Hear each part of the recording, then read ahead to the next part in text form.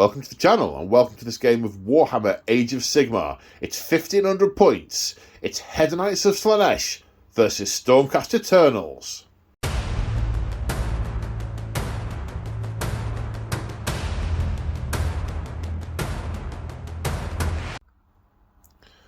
Today on the channel we return to the city of Excelsis, our narrative campaign playing out the story of the Siege of Excelsis, which occurred at the end of AoS 2nd edition. We're now on 4th edition, and today is a 4th edition game. Now, this is a standalone game, and if you're only interested in the game, you want to skip forward a little bit, because there's a bit of narrative to go over for this to make sense. So, for those of you who are still here, stepping back a little bit in the narrative, this is episode 19 in chapter 4, the final chapter. All the preceding events of chapter 3 happened in a very short space of time. Kragnos demolished the wall, the Mega Gargants battered in the other wall, and the Loon King has turned the ogre mercenaries upon the defenders of the city. This has all happened in short order. Whilst this was happening, other things were occurring. So going back to some of the story that we told in chapter 2. In the run-up to the siege, there was a lot of, let's call it civil unrest in the city. There was a large body of people who took against wizards and magic. It's a backlash of the Tzeentchian uprising years before, but then they also took against elves. And this group of radicals became more and more fanatical, and as has been explained in previous episodes, they started rounding up elves and murdering them, throwing them on pyres, sacrifice. Well, they didn't think they were sacrificing them, but we'll come on to that in a minute. Killing them in their secret base in a hall of mirrors. And those particular birds have come home to roost today. So as with some of the earlier chapters, we're taking the narrative from the Broken Realms Kragnos book. The sound of thunder shook Excelsis, coming not from the skies, but through the ground. It was as if the tectonic plates of Thondir itself was trembling with fear. That sound was the signal that Sinessa and Dexessa had been waiting for, their hyper-attuned senses picking up on it in an instant. Lepidopteran wings unfurled to bathe the ballroom in shimmering light, and the headless, naked elven corpses that hung upside down from the walls writhed as light touched them.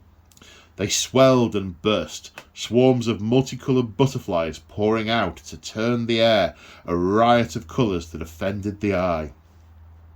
With a winching of silver chains, Morgan was taken down from the hooks that kept him suspended in the rafters. He bolted as he was set loose, his bare feet lacerated by shards of broken mirror as he ran, the sound of hideous laughter ringing in his ears. The heralds Luxian and Veressa thrilled with glee at seeing their idols finally ready to show themselves to the world outside. They held high their magical mirror to absorb the glimmering butterflies and send them winging across the void to Slaanesh. Each was born from an elf soul, and to the Dark Prince they would be as the finest sweetmeats. The thunder had come, and Excelsis' great curtain wall, undermined at Sinessa and Dexessa's request by the Skaven that had scattered after Ratachak's invasion, had collapsed. It was time for the city's hidden conquerors to dance amidst the flames of its demise and offer the symphony of panic and savagery to their patron god. The abandoned ballroom had become a demon-infested tumour in the heart of Crystal Fall. Its exterior had as broken as ever, but its interior a sumptuous palace of the flesh. Now the horrors within burst out. Dexessa led the charge, sceptre outstretched and peacock wings billowing behind. The talon tapped the quarantine wall where the seismic tremors shaking the city had left their mark, turning it into cracked glass. Sinessa whispered a single word, and the vitrified wall shattered in a hurricane of shards. Up and around they whirled, a killing razored vortex that the twins wound around themselves like a cloak. Out into the city poured the demon procession, Luxian and Varessa at the head with their sacred mirror borne between bladed chariots. The scattered citizens of Excelsis fell back in horror, with virtually all capable of holding a sword locked in battle at the walls. There were none to stop their advances, save the pockets of nuller flagellants who had put their persecution of magic users above the defence of their own city. Such dregs did not last long against the splendour of the newborn. Through the Crystal Fall districts they went. Straight from Squallside were the Stormstone townhouses of those rich enough to buy their way out of military service rose high. Those who witnessed Decessa's splendour and heard Sinessa's clarion oratory gawped, their souls taken by a twisted version of love at first sight, and emerged from their hiding places to join the procession. Onwards went the Talon and the Voice, their devoted Hedonite followers around them, and scattered citizenry trailing and dancing in their wake like children after a Sigmar Day piper. When the Slaaneshi host came upon a field hospital in the Glidden Square, the medics took up sword, surgical blade, and bone saw alike. Even the wounded soldiers joined in the fight, but it was like trying to stop water trickling across a riverbed, and the cobbles soon ran red. As Luxian and Varessa brought their great mirror into the fray, those last few survivors who caught their reflection went mad in an instant, cutting at themselves and their followers before dying in panicked ecstasy. Amongst it all, Sinessa and Excelsis preened, congratulating themselves on their perfect timing. By the time the twins reached the Palace Excelsium, their carnival throng included beggars and honour guards, rich aristocrats and poor glimmermen, all artfully splattered with gore by the demon riders that corralled them forwards. With scant military forces to stop them, the way was open to the heart of the city. Their febrile court singing their praises all the while, Sinessa and Decessa would claim the seat of its power, all but unopposed, and from there turn Kragnos and his hordes into their devoted servants. So the story of what happens when that procession reaches the Palace Excelsium, that will be told in a future battle report. That will be episode 24, the finale of the campaign. Today, however, we are playing out what happened when some of the scattered forces encountered the Hedonites at the field hospital. When the shield wall fell and Kragnos caved it in episode, I want to say 12? 12? I think 12 sounds about right. He was followed by a procession of 100 Gorgrunta cavalry, who then surged into the city. And we assert, and by we I mean myself and Morton Joe. So hi, Morton Joe. Hi, Morton Joe. We assert that at that point in time, some of the Stormcast went and pursued the horde of cavalry that surged into the city, whilst the rest started to shore up the defences at the gate. And those defences that we've played those out. There are videos of what did or did not happen in those games. However, those that were sent to hunt down these Gorgrunta cavalry, having nailed their quarry, as it were, now in the city, look to return to the front lines. However, a group of them are sufficiently close to the field hospital, the aforementioned field hospital, to smell something foul in the air, and they come and investigate. So there is, narratively speaking, there is no doubt about what is going to happen. The procession is going to make it through here to the palace. But this is the story about what happens when the streets run red at this hospital. So Joe has brought today his Stormcast Eternals, the Knights Excelsior. Now, what are Knights Excelsior famous for, Joe? What's their thing? They love taking care of their fellow man, and they are very, very, what's the word, careful with how they deal with corruption. So once more, without the sarcasm.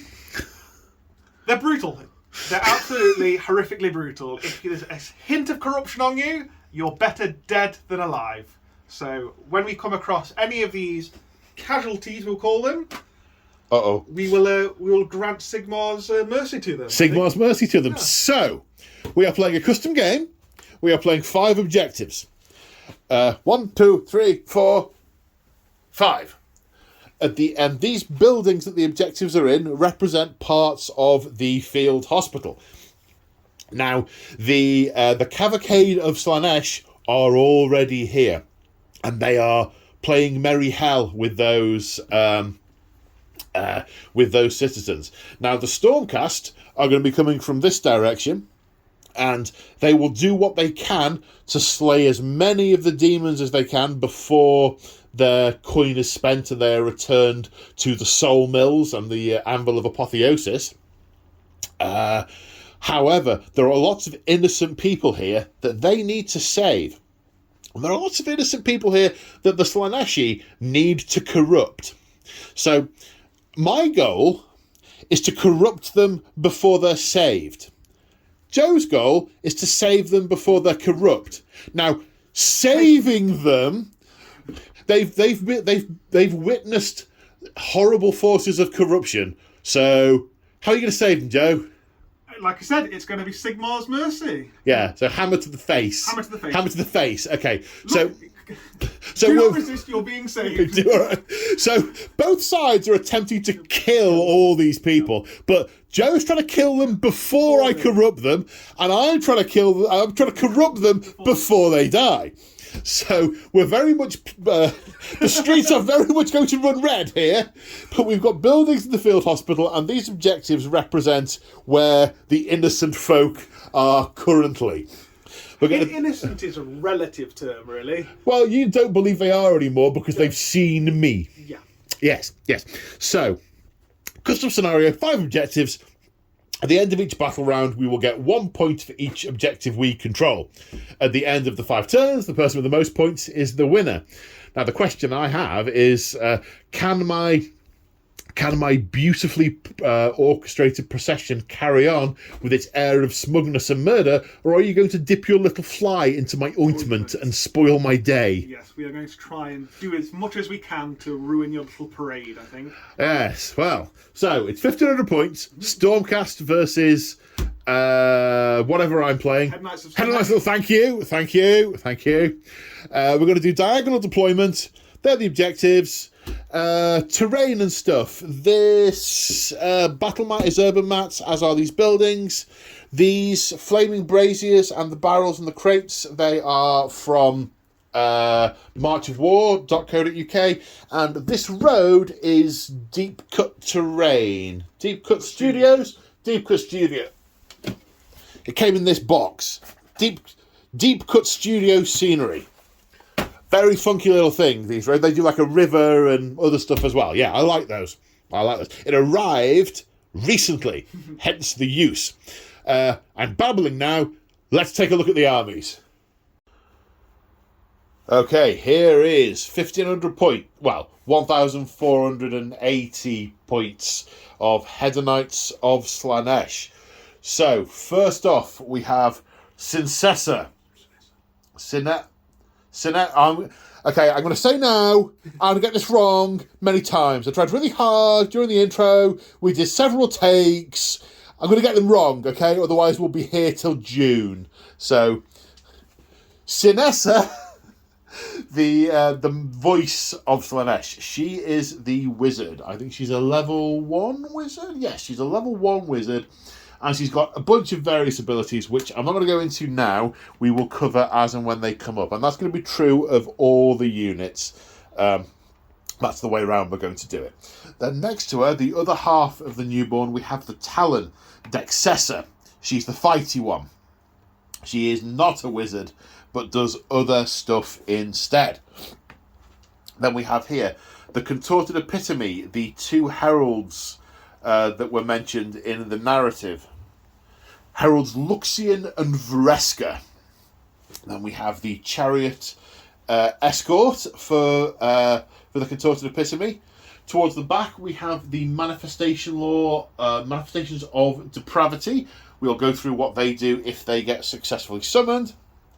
Now, those three models, and the contorted epitome is also a wizard. So I've got a couple of wizards. They are like half the army in points. That's why the rest of it looks a little bit lean. But hey, that's we're out having fun, killing folks, cutting tendons. You know, just kid stuff. It's gonna be one of those days. Yeah. Never give me a Slaanesh army. Anyway.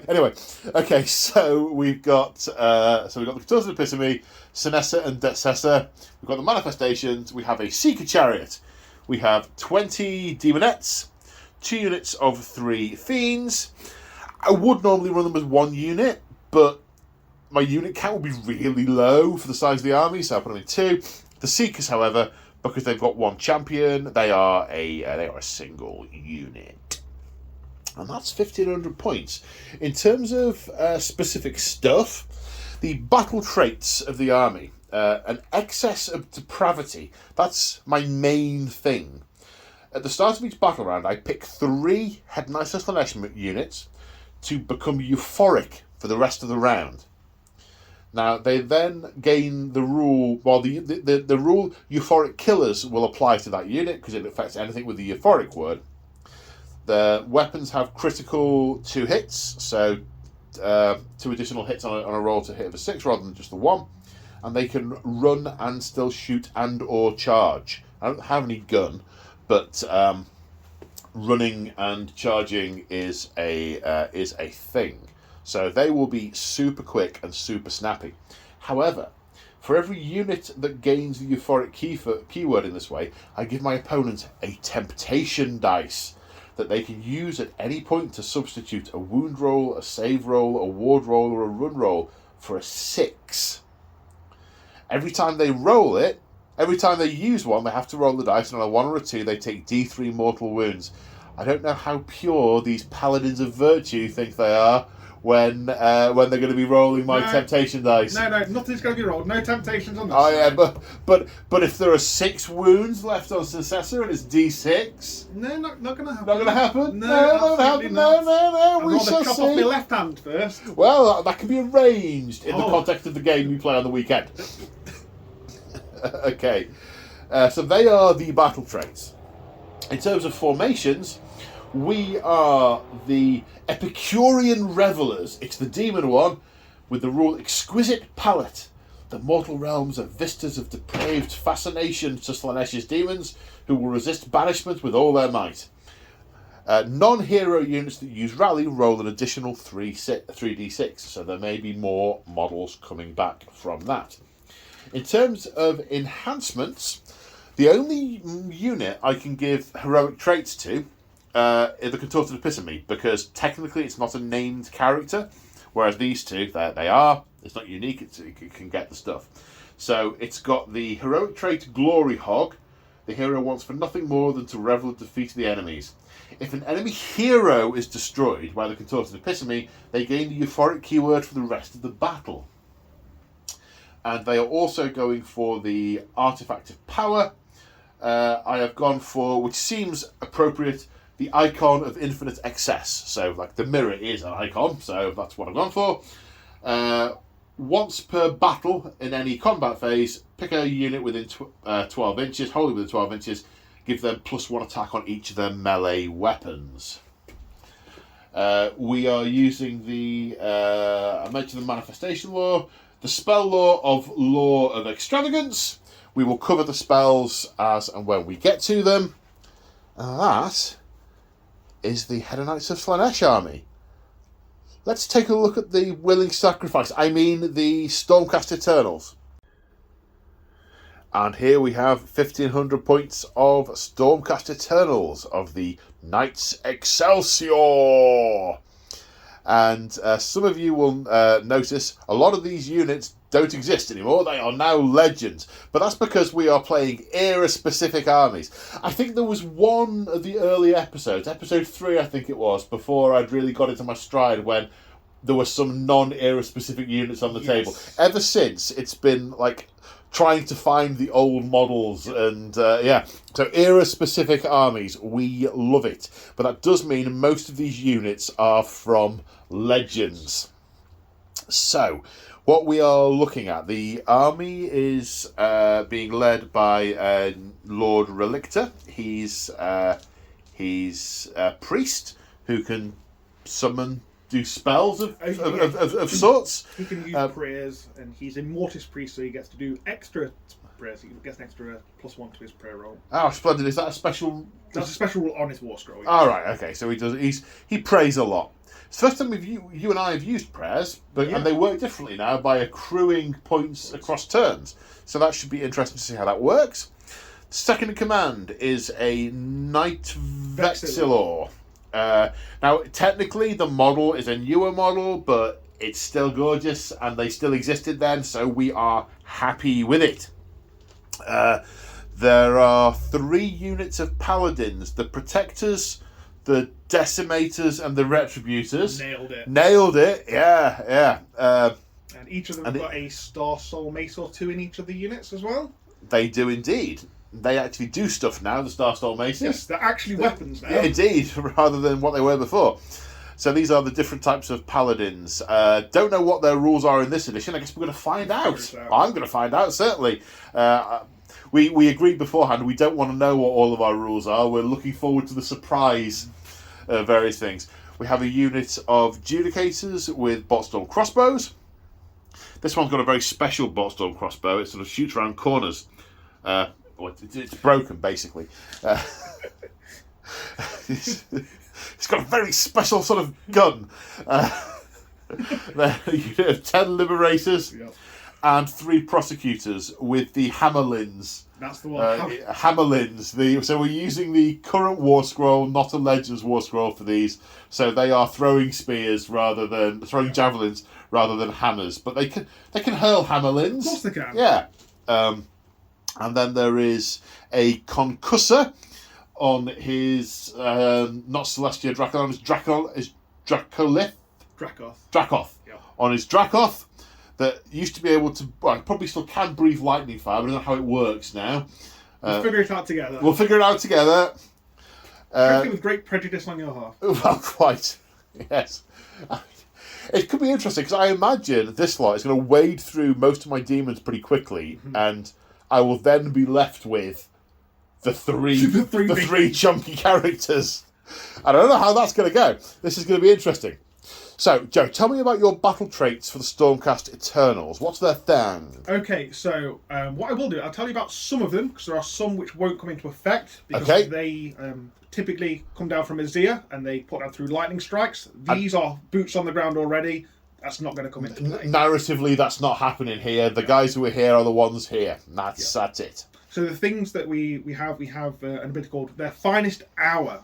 So those who remember from the previous edition, I get to pick a unit to demonstrate their finest hour. They get +1 to wound and +1 to the saves for the rest of the turn. I remember this from our last game. Yes. And each unit can only have it used on them once per game. So the unit of Liberator can have it once, the Relictor once, and each Paladin once. It used to be a heroic action you could put on heroes in the hero phase. Now, any unit of Stormcast Eternals, it can be their finest hour as they sell their souls dearly. They're not really selling them. They're only sort of it's a temporary rental, before they go back to Azir. But of course, right now, very soon, Bellacor's Storm is going to start raging overhead, which will start making some of these guys bounce and their souls shatter. However, that is not here yet. They know nothing of that. There is no danger. That future horror. There is no danger. They will take their finest hour and sell their bodies as dearly as they can in the sure and certain knowledge of reincarnation on the anvil of apotheosis. So, what else? There is one other ability called Heaven's Scent. Whenever a unit is destroyed... Now, is this the smell of heaven, or it has been sent by heaven? Sent by heaven. Good-o. Okay.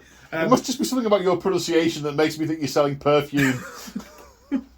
Or a bit of a wheeler dealer, anyway, I have to say. Well, yes. Anyway, no, Heaven Sent. So when a unit gets destroyed, I can potentially spend a command point to bring back a replacement unit at half strength. Narratively, they're getting sent down from Azir. What I may like to do in this is potentially bring the prosecutors back, because narratively we can say, oh, some more have flown over. Yes. And to be honest, with some of them as well, now they don't... Because back in 3rd edition, they used to explode and turn into lightning and shoot back up to Azir. Now when we're removing casualties, it makes more narrative sense that they rally or that they get back to their feet. Yeah. Because we haven't been told they've exploded into lightning. I mean, when something dies, exploding lightning and causes harm, it's a bit jarring if, oh, actually, they're back. I got better! Did you just blow up? No, that was another guy. Oh, he looked similar. Yeah. Also, we could have guys sort of wandering in from nearby. There could be other sort of straggling units that wander in. So we can smooth over that with a nice narrative paste. Love a bit of narrative. Narrative paste. Let's hopefully we can turn each other into narrative paste momentarily. Okay, crack on. Next up, we have our battle formations. Right. So this army is a Thunderhead host, which is the elite of the Warrior Chamber. Now they get an ability called Synchronized Strikes. They're heavily drilled to fight with the rest of the Storm host. So any Warrior Chamber unit, which is effectively everyone apart from the Concussor and the Prosecutors. Correct. Although, at the time this was filmed, the Prosecutors were Warrior Chamber units. They only became a Desolation unit. Desolation? Ruination. Ruination units later on, but for reasons. Yeah. So what that means, if a Warrior Chamber unit, which is anything but those two, are wholly within 12 inches of them, they get +1 to their combat attacks. Right. Extra hitty when you combine different skills together. Yes. Yeah, they work in synchronization with each other, like a well-oiled machine. That's the army. And then we have our heroic traits. Yes. So the Lord Relictor, he has the heroic trait Envoy of the Heavens. So whenever the essence of a Stormcast goes back to Azir, it G's up the rest of them to fight on stronger and harder. So he can, if a Stormcast Eternals unit was destroyed in the previous turn, he can select a friendly unit within 12 inches and they get a ward of 5+ for the rest of the turn. So the sort of crackling lightning that is surging around the area and he channels it into them. They are inspired and infused with the essence of Sigmar and they get a ward save. Precisely that. Superb. Okay, and the the Knight Vexilla, he has an artifact of power, the Quicksilver Draft. He's got a magic speed potion. He does have a He magic got speed. that from us. I don't know. Yeah, he did. No. I wouldn't drink it if I were you. Well, no, drink it. Drink it, Joe. No. I will not be tempted. You I will not be tempted. By my temptation dice. Maybe it's a bit of a shard from the spire in the city. A bit of, precognitive... But that'd make him see the future. That'd make him a seer. That'd make him a witch. Or maybe it just Burn manifests him. Burn him, Joe. So, what does it do? It gives him strike first. We're having too much fun. Yes.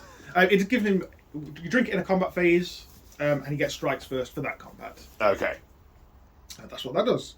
And then, as we mentioned before, the Lord Relictor is a priest, so he gets the prayer scriptures, prayers of the Storm host. Which we'll go through. Yes. As and when you do the praying and the praying works. Yep. And that's going to be interesting. It is indeed. That's the army. That's the army. Yeah. Right. You're starting down this end. I am. I'm starting up that end. You are? Let's go on to deployment. Do it. So here we are after deployment. I had 1 drop with 2 regiments and Joe had 3 drops. 2 regiments and an auxiliary. Now I'm going to put a disclaimer on this. It's the first time I've used this army because I've painted this army explicitly for this game. Well, the Fiends I already had, but I did some work to match the colour scheme a bit better. So I will make mistakes. Feel free to drop me a comment with what I've done wrong as and when I do. It's all good. So I put the chariot on the road next to the mirror because that's what the book said. Yep. So that's what I did there. I then Studied the cards for a while with the Talon and the Voice. The Talon, the Voice. Concluded that I couldn't possibly think that far ahead, so I'd put one on each flank. And then over here, because on this flank it's further back and there's an objective to get to there, I put the Seekers. Discovered the Fiends can have a maximum objective control of 1, so they're not going to be taking any objectives, but they will claim me these on the first turn whilst they're there. And then Demonettes to run over here and snip up whatever is there. Joe has gone with his big Liberator blob plus the Paladins, some Paladins plus his HQs, his heroes. In the centre, a big hard nut to crack there. On his left flank, Prosecutors, Liberators, Decimators. Yep. Then over here, a little bit thinner, Retributors and the Concussor. Interesting, with there being an objective on this side. I'd have thought you got a bit heavier on this side. It's quite tempting to go over there, isn't it, Paul? Yes, but I know you have got a prayer that can move you about a bit. I do indeed. So, and I have no one to do anything about your prayers. No. But equally, you have no one to do anything about my wizards. I think I've got quite a lot to say about your wizards. Lots of hammers and... You can't unbind their spells. No. So I finished the drop first, so I get to decide who goes first. And I've decided the Stormcast can go first. They're rushing in to surprise me. We look up from our merry revelry, then charge back. I don't think I can get any first turn charges, and I'd like the charge to be shorter. I mean, that's... But at the start of the... yes. There is start of battle round stuff, though. So at the start of the battle round, I have to pick my euphoric units who will get to run and charge and get to be more punchy. I don't know how much it will come into it in battle round 1, but I'm going to go for the Demonettes, the Seeker Chariot, and the Seekers. And here are your beautiful Slaanesh temptation dice, Joe. They will not be used, I'm telling you now. No. Don't look at me like that. Stormcast, turn 1. Okay, here we are in the hero phase. The Lord Relictor is going to attempt Bless Weapons. Yes. So rolling a d6, this is the number of prayer points you get. 6. I get 6. And the Lord Relictor is a Mortis Knight. So he gets to add 1 to that. So he's got 7 prayer points. For that one. And what's the casting value? 6. 6. So I'll use 6 of them, and I will retain 1 prayer point going forward. Is that how it works? I believe so, yes. So yes and no. We've just been and checked. The prayer points do carry over, but only if you've not cast the prayer. As soon as your prayer is answered, the ritual points go back to 0. So you've successfully manifested that prayer. What does it do, sir? So this unit of Decimators here, their weapons have been blessed. So they get to add 1 to their attacks characteristic. For their melee weapons till the start of my next turn. Okay. So now on to the movement.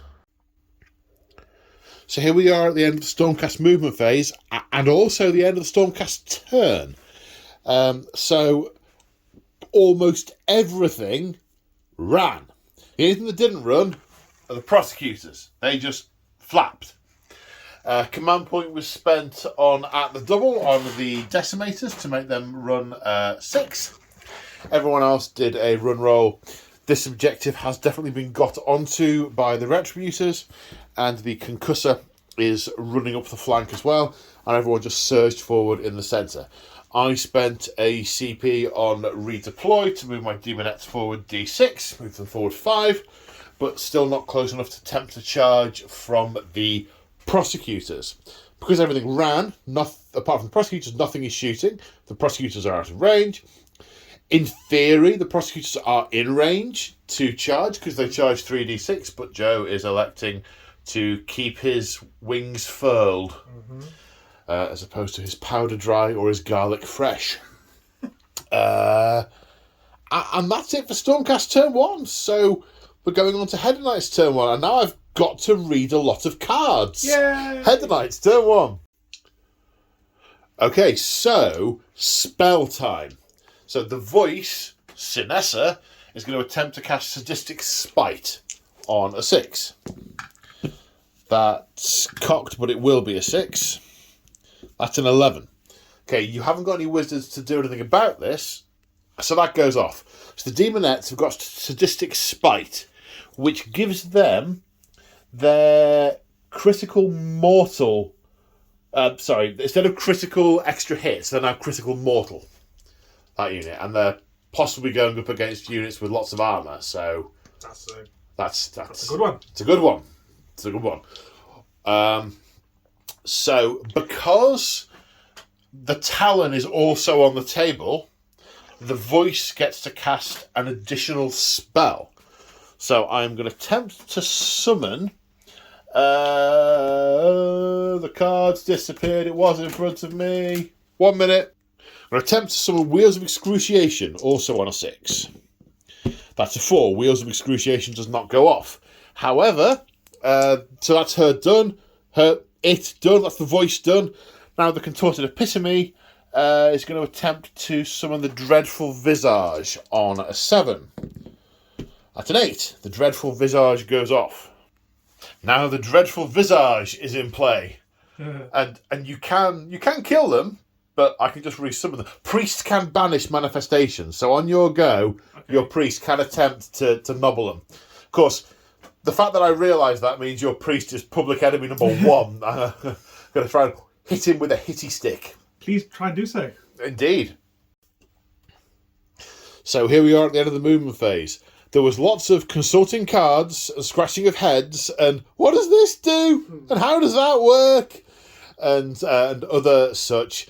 And at the end, I decided I'll blow it. I'll just go all out forward and see what happens. Because as Joe rightly pointed out, these guys, massively hubristic. Mm-hmm. Yes. Good word. Good word. Like it. Yes.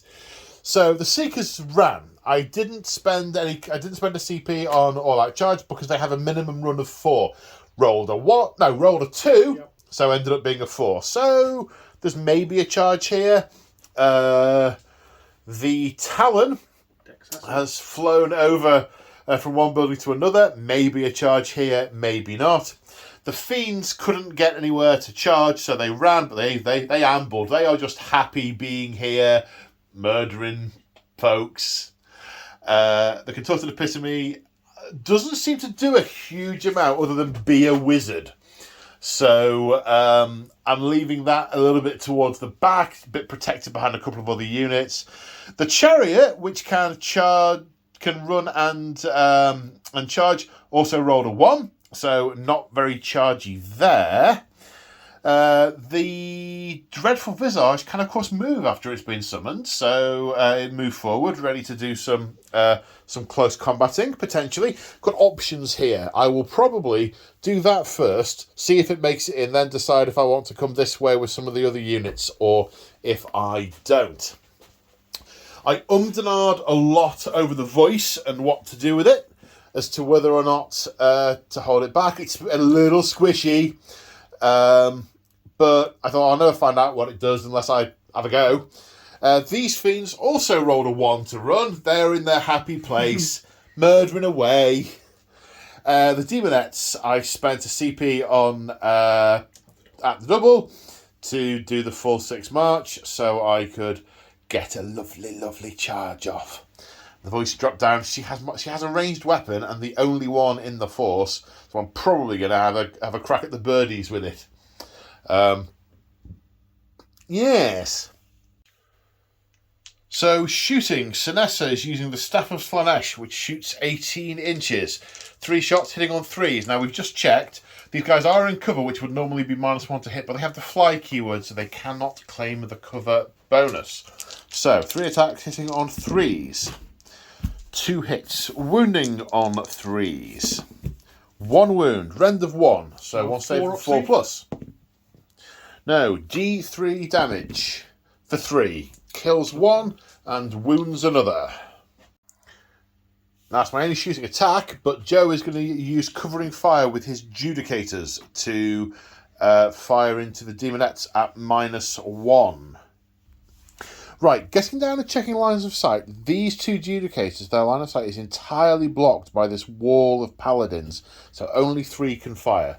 So first of all, the Bolt Storm crossbows Yep. at -1. So hitting on 4s. Yep. That's 4 hits. And then wounding on 3s. For 2 wounds. So they're anti-infantry, which is Rem +1. I have a save of 6 and a ward of 6, so it goes straight through my save to my ward. 1 passed, 1 falls. Now the Thunderbolt crossbow. 4s to hit. So 1 hit. 3s to wound. 1 wound. Wounds. No save. Damage? 2. 2. So 2 wards of 6+. No, 2 more die. Now the Judicators have a rule called Hail of Bolts. When you've shot at a unit, you can pick one unit that you've shot at and roll a dice. On a 4+, 3+. so on a 3+, when making charge rolls for the rest of that turn, they roll 1 fewer dice. This might stymie the Demonettes. So on a 3+, I can't. are you tempted, Joe? No, not Go on. at all. Just, Not at all. just one wafer thin temptation dice. No, I will roll. Sigmar will protect. He will. Ah, scum. Okay, so starting the charge phase. I'm going to do the Demonettes first. I'm going to spend a CP on Forward to Victory. So I get 1 dice and I get to re-roll it.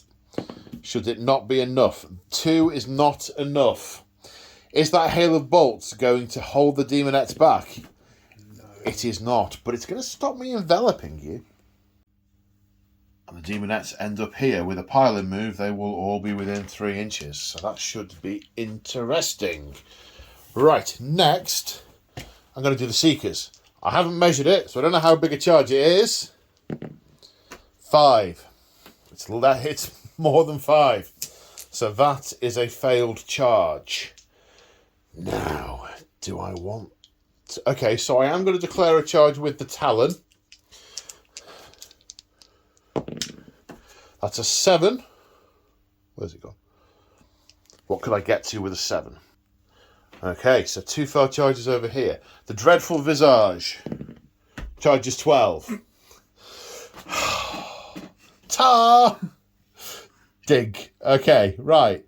Now, we get the gist. Now, the Chariot. 3. 7. No, 8 inches required to the Liberators or 8 inches required to those Paladins. So the Dreadful Visage is in the fight. Hooray. And we will have a go with the Voice. 8. Is that going to be enough to get to the Prosecutors? I don't know. So whilst base to base that is in, there's nowhere to place the model here. The model needs to come into this gap here and land on the thing to have the fisticuffs. And that's 10, not 8. It's also 8.5 to get here. That means I've attempted 1, 2, 3, 4, 5, 6 charges and made 2 of them. Ho-hum! Right, the Dreadful Visage has a start of combat phase ability. We're still in the charge phase at the moment. No, Joe, whatever it is, no. How far away was your Seeker Chariot from those Retributors? The Seeker Chariot was 8 inches away, wasn't it? 8.5, I think. I'd have to check. Okay. I'm going to declare a countercharge. Oh! Interesting! So we've measured it. It's 9 and a bit. So it'll be a 1 in 3 chance of a 9-inch charge. Joe? Yes, Paul. No, Paul. No, Paul. You get in. That does impact hits on the charge. Does mortal wounds. Go on. Do it. I'm going to channel... No. Do it. I'm going to channel my inner James and just make a Joe roll. Do it. 12-inch roll. What could possibly go wrong? Your soul won't be tainted. Not by me. Not by you. Not by me. No. Say no to drugs, kid. Say no to dark gods. Yeah. Okay. Okay, right. Need a 9. This was 9 1/4. So now You're going to be with half an inch, so yes, you need a 9. Need a 9. Good luck. No, 7. No. It's a failed charge. It's a failed counter charge. There your CP gone. I don't have a CP. What am I going to do with that? I might go all out attack with the Demonettes. Do it. However, you're trying to distract me because of charge phase things. We're now at the start of the combat phase. The Dreadful Visage is going to use the Flensing Tongues. This is a non-combat ability. God, which means they all happen at the start of the combat phase. The manifestation rolls 6d6. For each 4+, they inflict a mortal wound. 1, 2, 3, 4 mortal wounds on that unit. For any model, if the unit has a model slain, they have the strikes last rule. So, I will now activate the Demonettes, and then I get to go with the Visage before you get to pummel my temporary spell with your hammers. So, 17 Demonettes. The Live and Swift rule gets to add an extra attack to the Piercing Claws because they charge. They have 3 attacks each. +1 for the champion, that is 52 attacks. Because they're a euphoric unit this term, they gain crit 2 hits. Because they have Sadistic Spike cast on them, they swap crit 2 hits for crit mortals. So 52 attacks, 6s to hit do mortal wounds, and I'm going all out attacks, the rest hit on 2s. Delightful. Huzzah! Say no to Slaanesh, kids. Okay, 52 attacks. I've only got 40 Grand Alliance of Chaos dice, so we're borrowing some purple ones from Nagash to make up the 50. So they're the right colour, and they herald death. Yeah. So, you know. Okay. 6s. We're looking for 6s. Or 2s. So that's 8 mortal damage and 10 misses. Wounding on 4s. So that was 18 wounds at Rend 1. 3s to 4s, so 4 up saves times 18. So that's 21 damage done in total. The unit has 15 wounds. They're gone. And I have to say, they were delicious. And when the dust has settled on the dismembered corpses. That's crossed between a horse and a corpse. Horse and a corpse. Corpses, yeah. I'm within 3 inches of the Judicators, so they're in combat. They are. As are the prosecutors. So, oh yeah, height. Mm-hmm. Yeah. Oh, if I'd known that, I'd have put some attacks that way. Oh well. I mean, always excessive. Could I try? I mean, I did 21 out of 50. There's 6 going spare. Could I sort of move those over there? Oh, is that how it works? Is it? I believe all the save's the same, isn't it? Oh, okay. Yeah, I think that's. You might want to turn the camera off for the thing I want to say. That's how the game's played, isn't it? Okay, you liberated the striking last, so the Dreadful Visage is going next. Turns out prosecutors go next. Grumble, grumble, grumble. Okay, so 7 attacks, hitting on 3s. 4 hits. Wounding on 3s. 2 wounds. Rend 1. Rend 1, they go through my save damage. 1 each. 2 ward saves to 6. Make 1, fail 1. So they kill that one. You get to die. Bye-bye. Now, Joe's permitting me to attack with the Dreadful Visage. You and your rules playing the game. Car. Okay, 8 attacks, hitting on 3s. Ooh. 7 hits. Wounding on 4s. Joe, that's 6. At Rend 1. Well, here's 6 4-up saves. 3 go through. So 1.5. 1.5. Okay. 2 attacks each, +1 for the champion is 15 attacks. Hitting on 3s with crit mortal. The 6s are blinding flashes of Azir light, and lightning crackles through and burns the demon flesh. The unreality of the spell made manifest. Wounding on 3s. So that is 3, 6, 7. 7 and 2 for the criticals. Rend of 1, did you say? Correct. Okay, so the rend goes through my save, because my save's only 6, but I do have a ward. So that's 7 for the hit, 2 for the criticals, ward of 6. If I make 4 or 5, it'll survive. I don't make it. It's dead. It's going to 6 damage. It's dead. I'll just summon it again. Forgot about these. They shouldn't have gone yet. The Liberators shouldn't have gone yet because they're last, because they were just so tickled pink by our lovely flensing tongues. 7 attacks from these guys. They piled in. Did you say 7 attacks? 6 attacks. 1 6 each, attacks. and then one extra one for the champion. Now, they are a warrior chamber unit, and they are not. So these guys are getting their +1 to hit, which is called... Synchronized strikes. Synchronized strikes. Hitting on... 3, 2s. 6 on 2s. Okay, 4 hits. Winning on 3s, I think it is, with the Gladiuses. Correct. So that is 2 wounds. Rend 1. Rend 1. Okay, so I get my 6+ wards. Pass 1, fail 1. Another one dies. So that's the end of the battle round. We have to see who gets priority next turn. Oh no. Good luck. I think you need it. You really need it. Yes, I do. 6. Are you going first or First this second? time. Although, of course, end of the battle round, we count up points. Of course. You have that one, and that one. I have those 2, so you're winning 3-2 at the end of the first battle round, and you're taking the first turn in the second battle round. So you're the underdog. I mean, that meant I'm the underdog. You are the underdog. So I get an extra CP? Yeah, you do. And I have to decide who my euphoric units are.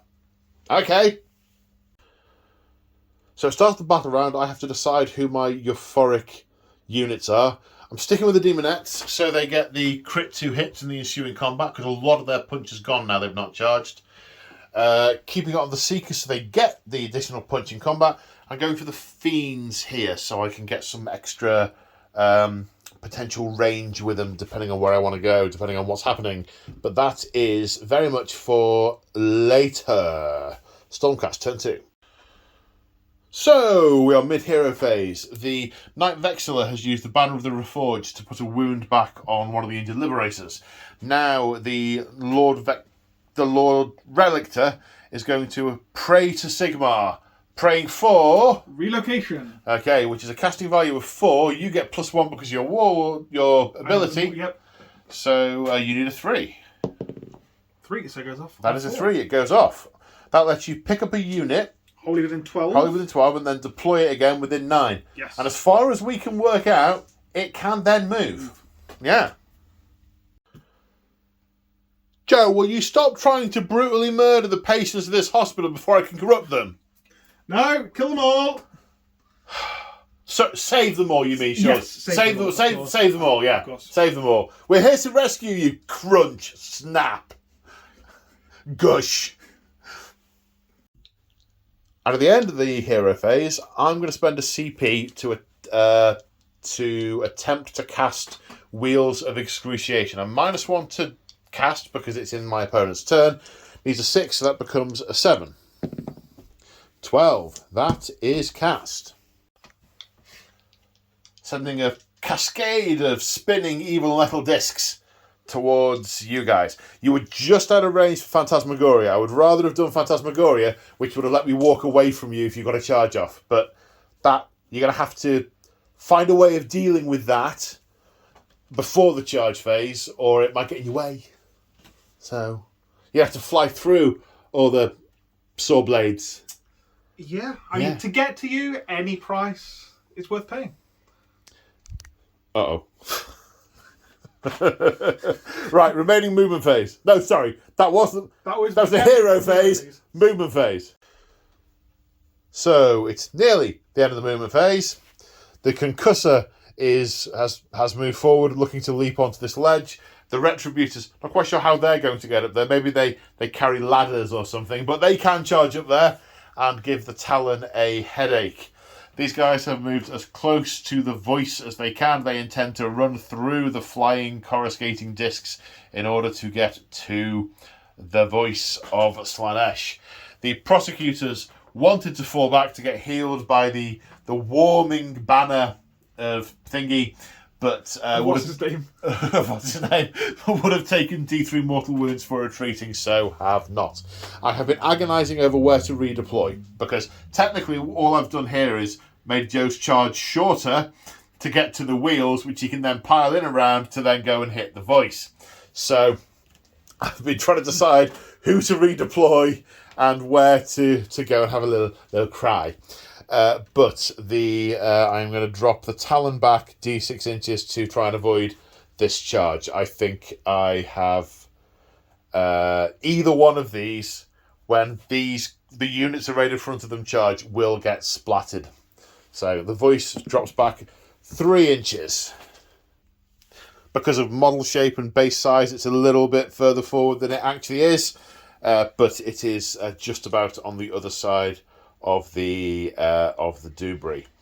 The base could go further forward, as you can see. That's where the base is. That's where we'll measure to, should it come to it. That's my move. You've got shooting phases. No, I don't. But your models is all in the thing. Yeah. I do have a shooting phase, actually. The Dracoth has got a Stormblast attack. Okay. Actually, I could use my shooting thing to shoot at one of your guys. Ooh. Ooh, ooh, ooh, ooh. So first off, Stormblast into Seekers. 1 attack, 3s to hit. Hits, 3s to wound. Rend of 1, did you say? Rend of 2. Rend of 2, okay. D3 damage. Goes through my armour for 1. Ward save of 6. No. Apparently Seekers have got 3 wounds each. Not quite sure how those maths work. How that arithmetic works. Now I need to decide if I need to do any counter-shooty shoot. Charge phase. Retributors first. They have other possible targets. We'll see how big the number is. It's a 6. That doesn't get them to anyone. We'll go with the Protectors. It's a 3. That's not enough. I don't think. No. Well, we need to measure. So it's a 4. I can't remember what you rolled. It's like 4. I rolled 3. You rolled 3 and it's a 4-inch charge. It's one less than you actually needed. So you're electing to not make any other charges. The Vexillor's not charging on their own. I guess I understand that. See, the thing is, it's a 10 wound unit. It's got a 5+ save and a ward save of 5+. These are a lot squishier than they look. Which is why I've been equating it to our last game. One of these is 2.5 ogres. Okay. With the same save. Right, okay. So that's why I've been thinking, I'm a bit about them.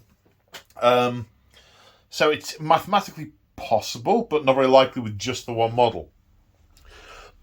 But you're not putting the concussor into the Seekers. No. Okay, what's that? I want them nearby to the Paladins so they can use their synchronized strikes abilities. What's the range of that? Is it 12? Within 12. 12. Yeah. And you're sending those that way? Quite possibly. Right, okay. And if you bring the Seekers round into the concussor, the Retributors are right there to potentially be within 3 inches to fight back. Right, okay. Yeah, that makes sense. And they can redeploy as well to potentially get closer if that's a possibility.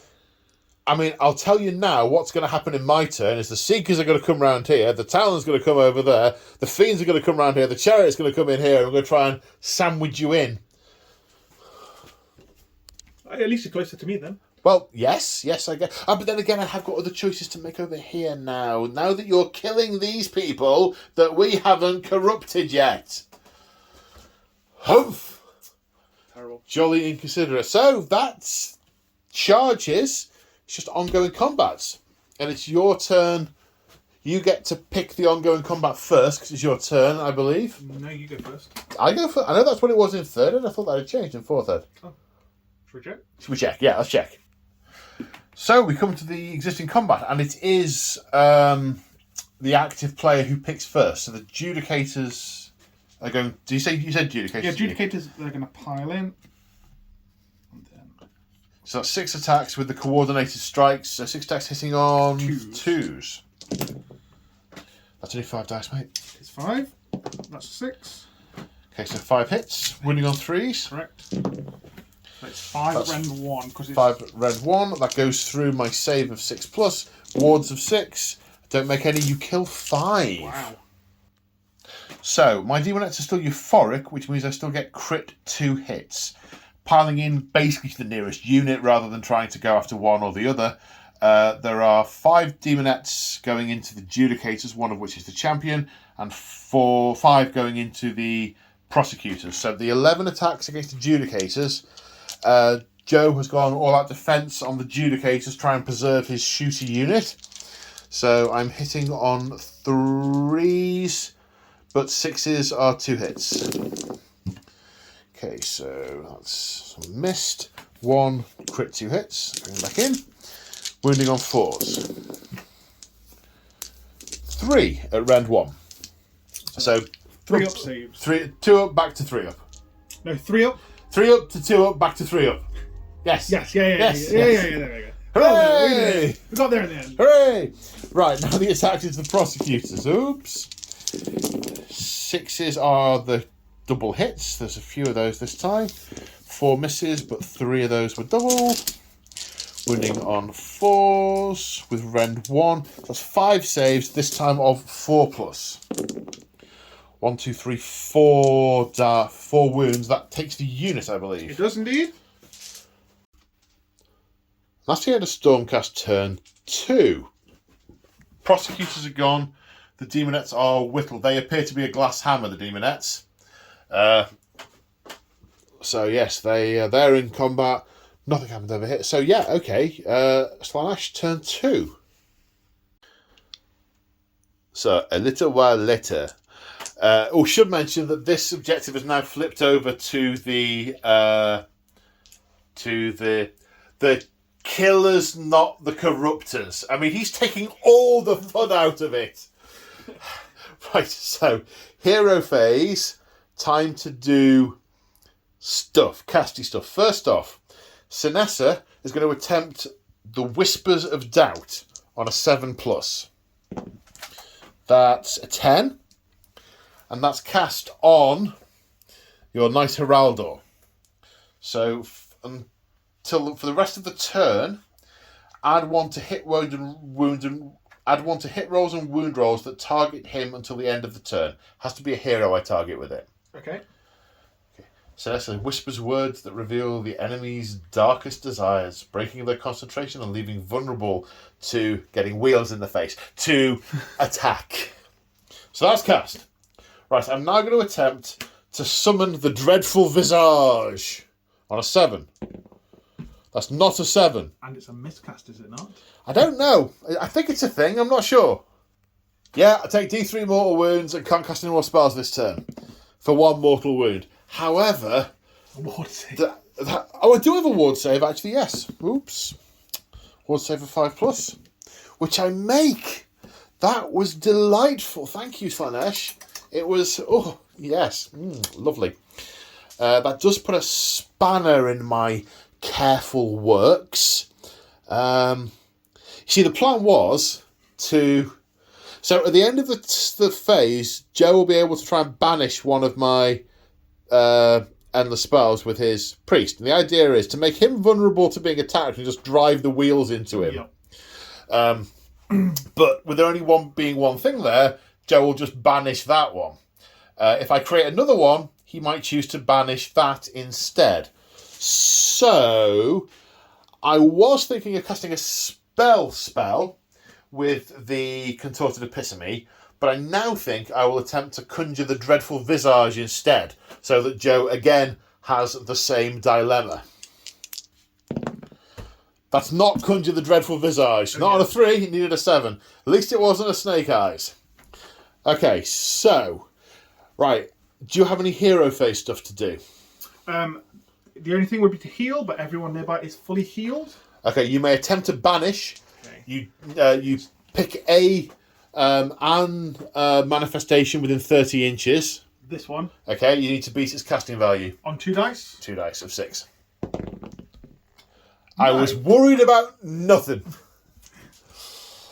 Yeah. Right. Moves! Okay, so here we are near the end of the movement phase. There's a couple more things to resolve. So, after lots of thinking and scratching of heads and stuff, I've decided the Seekers were here. I was going to get quite bottlenecked though and only get a few models into fight and then just be picked off turn after turn by the Concussor. So I've brought the Seekers back here where there's more open territory to envelop these Liberators. The Contorted Episteme has also come back. It doesn't fly, the Contorted Episteme, it's just, it rides. So it's coming back as well. It's all right in a fight. It's, it's all right. Over here, the Fiends ran, but they're euphoric this turn, so they can run and charge. The Talon has hopped over that wall, and the Chariot has lined up over here. Basically, I'm looking at 3 3-inch charges over here. Over this side of the table, the Voice has decided to move away from them things because they looked incredibly choppy, and I'm going to try and bring her into here. The Fiends ran not very far. They're going to 1 again. They are just happy smelling their own musk. They're not in a hurry to be anywhere. So maybe in future turns I might run them round to that back objective. We shall see.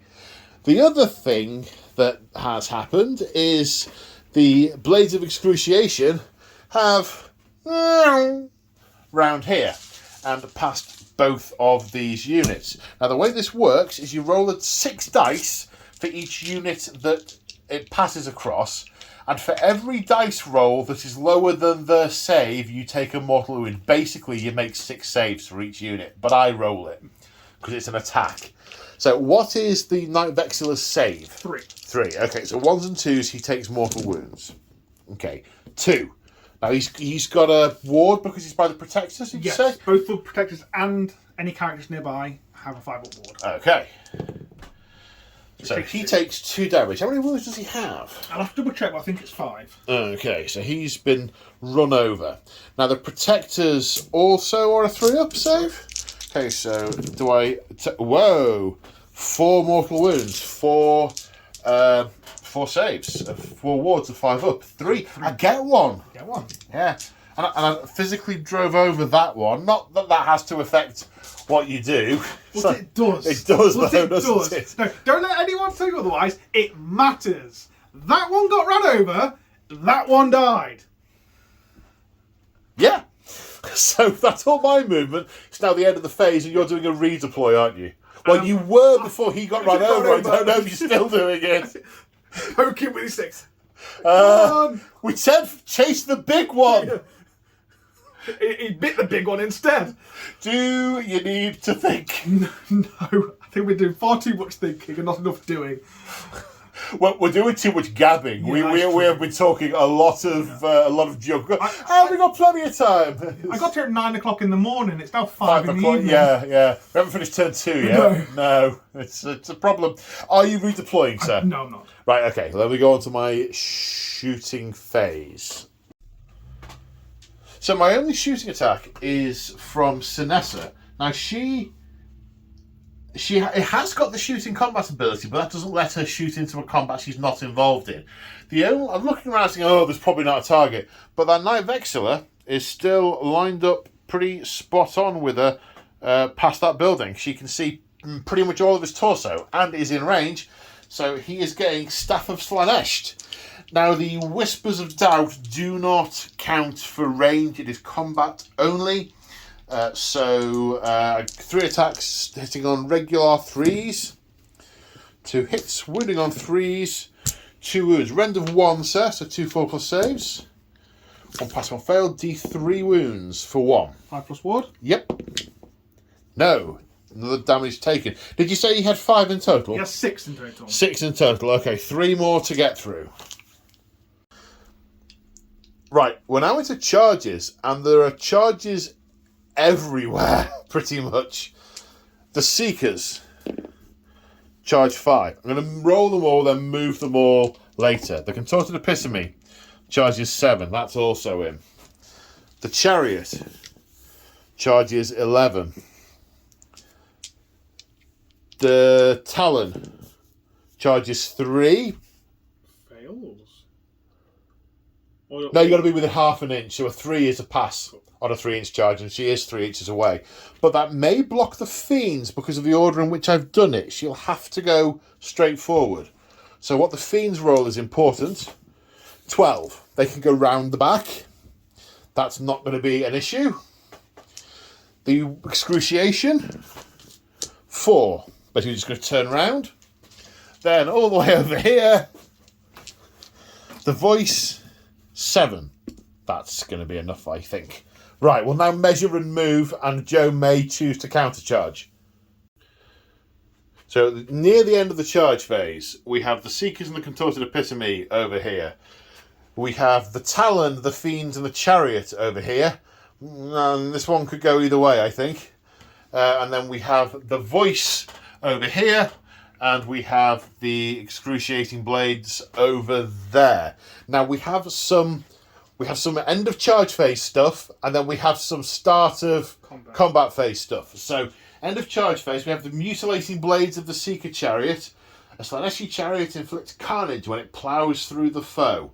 Basically, it's on a 2+, it does that many. It's a D3 on a 2+. It does that many mortal wounds to the unit. A 4, so 2 mortal wounds to these guys. Star Mace or not Star Mace? I'm not fussed. Whichever's closest to the model. Whichever's closest to the model is the Star Mace. It's the one right in front of him. Okay, then we have some start of combat phase stuff. Now the first one I'll do is the Fiends. This is the Soporific Musk. A fiend exudes a pervasive oily musk that numbs a foe to all but the most extreme of stimuli. Pick an enemy unit in combat. On a 4+, they have the Strikes Last ability this turn. That was disgusting. I might fail. There is actually a rule with this, which means you can only use it on one unit of... It's once per turn army in the combat phase, Oh, so okay. you can't have... Multiple things. Multiple units. Multiple You can't just put Fiends with every little group you've got to make everyone strike last. But on a 4+, strikes last. Not a 4+. They smell straight through it. Their souls are pure. So this will be quite interesting over here. Filled with righteous indignation. Indeed. And cornflakes. Right, there's other stuff to do. So Dexessa has the redolence of violence. The beautiful scent of Dexessa's savagery permeates through the Hedonite ranks. Roll a D3 for 1. Pick a unit within over the 12 inches. They get +1 to their attack characteristic. I will pick the Fiends. I will pick the Fiends. Also, to start the phase, Sinessa's once per turn ability, Enthralling Splendour. A mere glance at Sinessa's magnificence leaves those nearby captivated. On a 3+, you're at -1 to wound. You're at -1 to wound. In all honesty, I would far rather have had that the other way round. I think that is all the start of combat phase stuff. Thankfully. We found another start of combat phase ability. The Concussor has the Thunderstruck ability. Basically, peal of thunder, lightning, very, very frightening, may stop the Talon from using commands. On a 3+?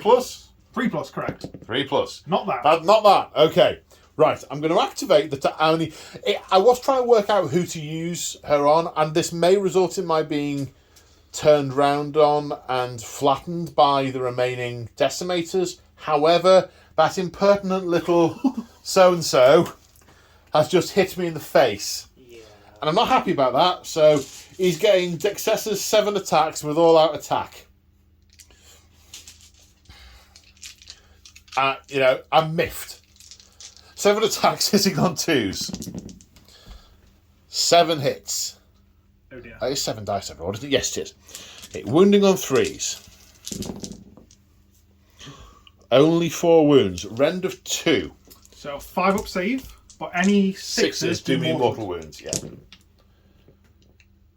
So you 2 go through and you take a mortal damage. Okay, so I take a point of damage mortally. You get a ward save. I get my ward save. Thank you. A 5+. Yeah, I'm good. And I take 4 damage. So how many do they have? 5 each.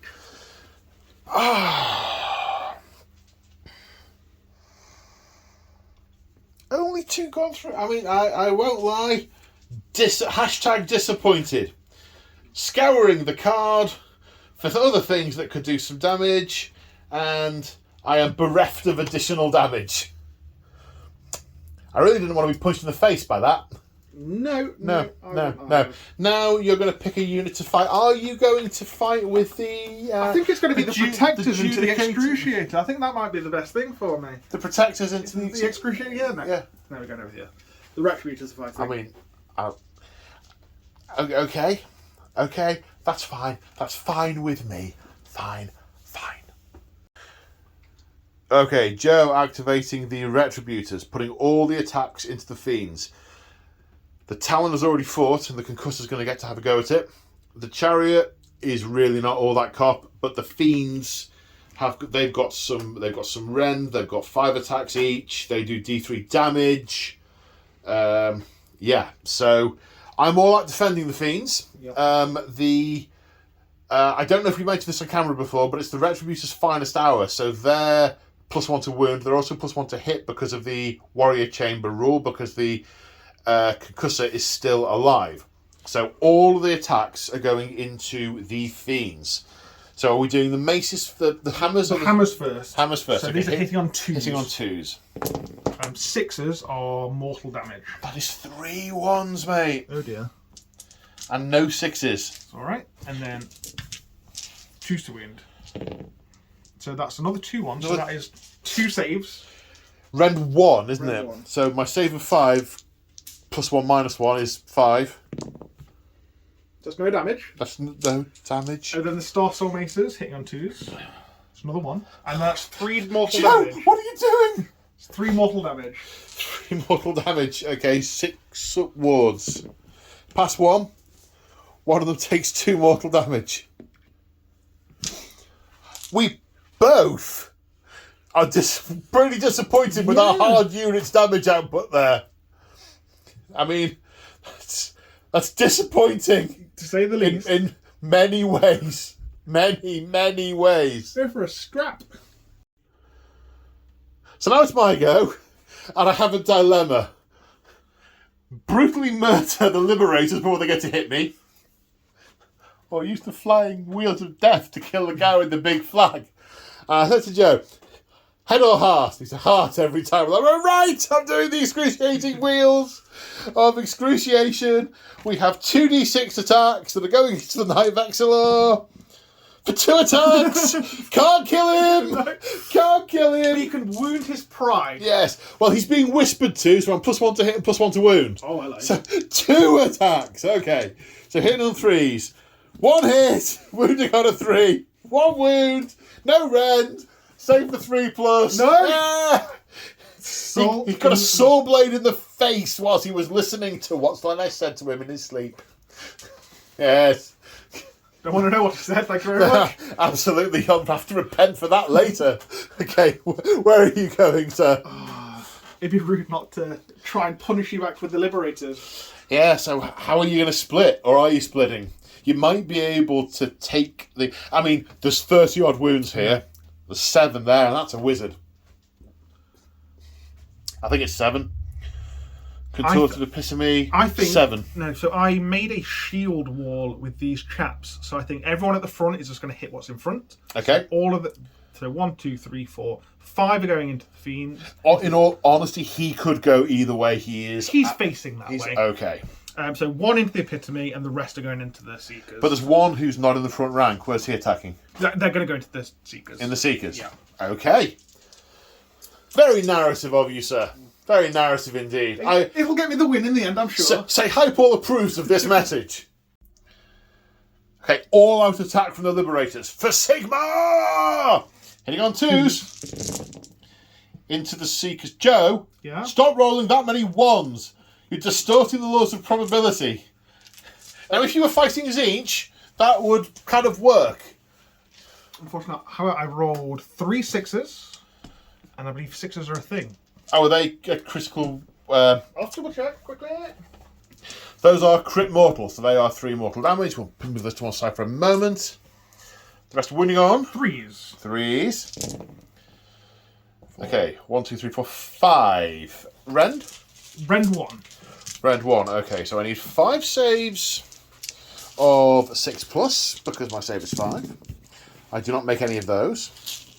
And then, plus the 3 mortals, these are ward saves of 6, which I make 2 of. So that is 1, 2, 3, 4, 5, 6 damage. Kills 2.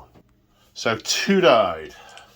Against the Contorted Epitome. I think he's hitting on 3s, is it? Because is it -1 to hit? The Contorted Epitome is not -1 to hit. So 2s then. So 2 mortal damage. 2 mortal damage. Ward saves of... I think the Contorted Epitome is higher. Contorted Epitome... Oops. Wobbly camera syndrome. Ward save of 4. So 1 damage taken on the Contorted Epitome. Okay. Now, so... oh no, the wheels have gone. Have they? Yeah. Oh, yeah. They've left their mark. You got a cog in the eye. Yeah. How do you get it all the way up there? Well, quite. There's no point in doing anything over here. I mean, I could do that, but they've already fought, and... Yeah, that, I think we're going to go over here. So Slaanesh is going to attack with her Unraveling Talons. 5 attacks, hitting on 3s. 3 1s. Where are all these 1s coming from, Joe? Who knows? Wounding on 3s. 2 wounds. Rend of 2. I did spend a command point for all-out defense. So Okay. hitting, wounding, saves of 4. Yes. 1. 2 damage. You Snip. Indeed. 5 attacks into the demonettes. on 3s and 3s. 4 hits, I can count. And then 3 wounds. The rend of 1, so 3 ward saves of 6. Pass 1, fail 2, 2 die. This many attacks, hitting on 3s. 6s are extra hits. So that's 1 extra hit amongst very few other hits. 9 hits in total, wounding on 4s. That is 3 wounds at rend 1. So 3 3-up saves. 3 3-up saves. They're good. Now the Protector's trying to hack the flying wheels to bits with their Protector glaives. Hitting on 3s. Then wounding on 3s. Wounding on 3s. Rend 1. So 1, 2, 3, 4. 4? 4. Okay. 5-up save becomes a 6-up save, which I fail all of. Wards of 6, which I fail all of. It's got Star Soul Mace. Star Mace. Hitting on 3s. Winning on 3s.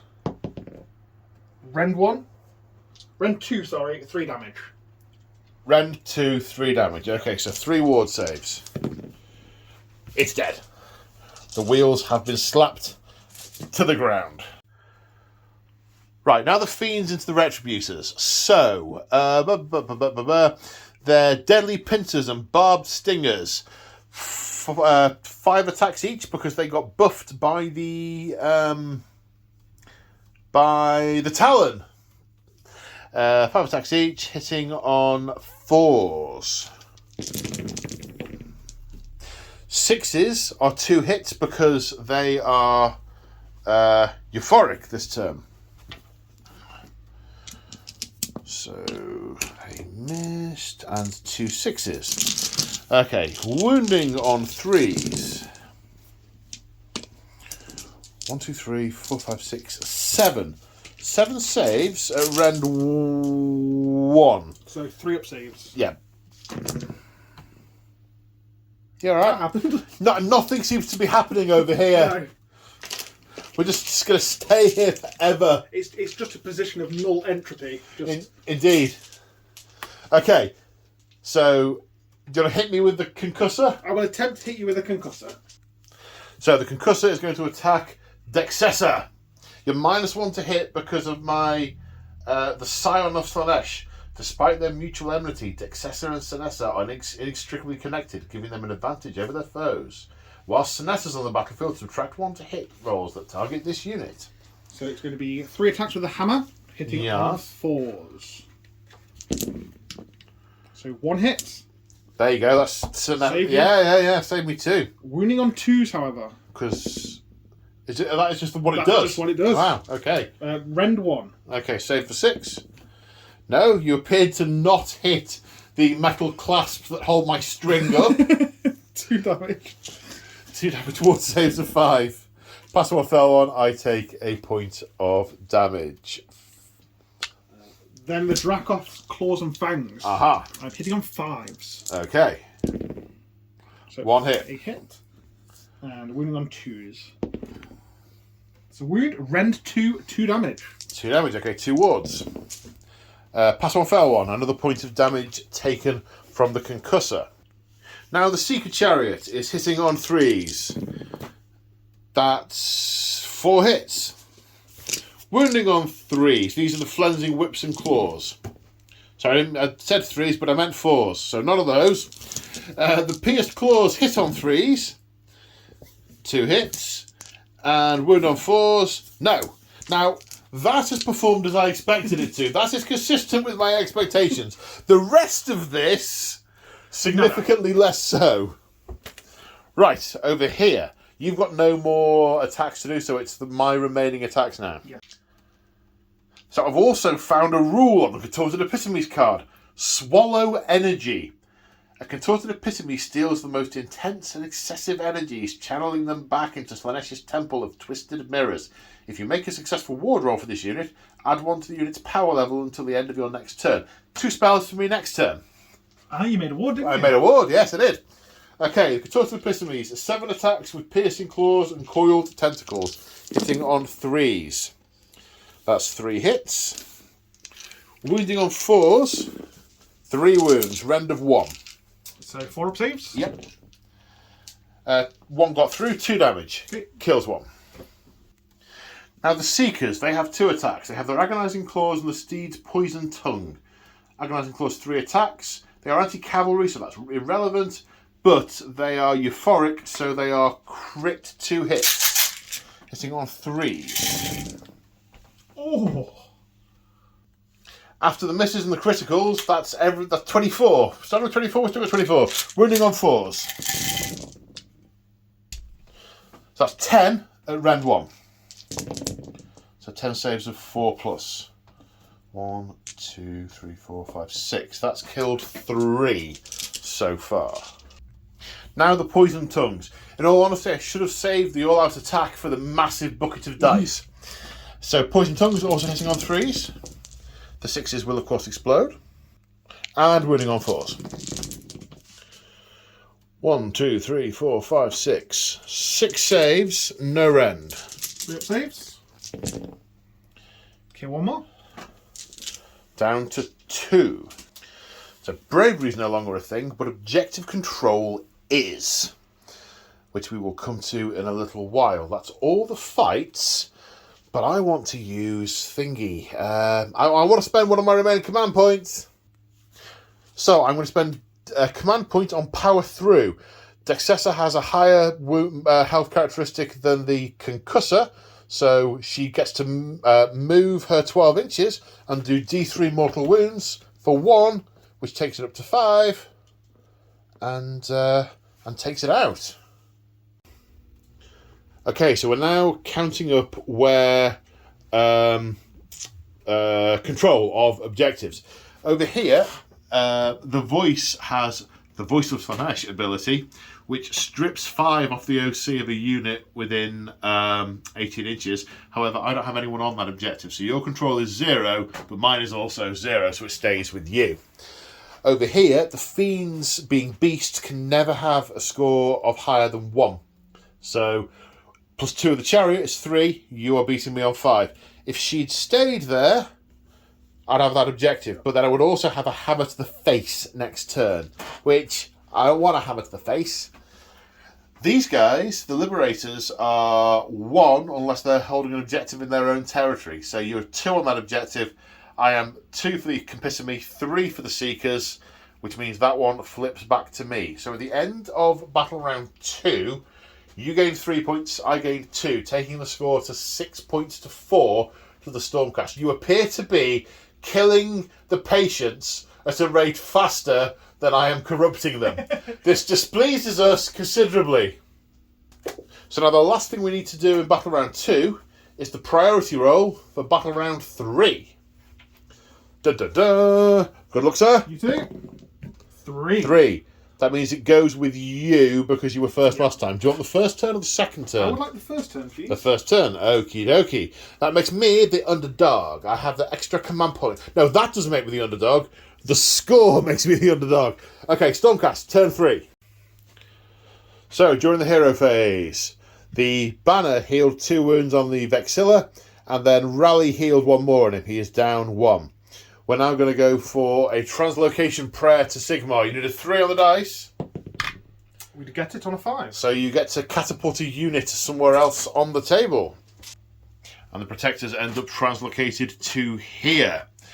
I'm going to spend a command point to cast a spell. I'm going to attempt to conjure the mesmerizing mirror again. I don't conjure the mesmerizing mirror. I should have bothered painting it.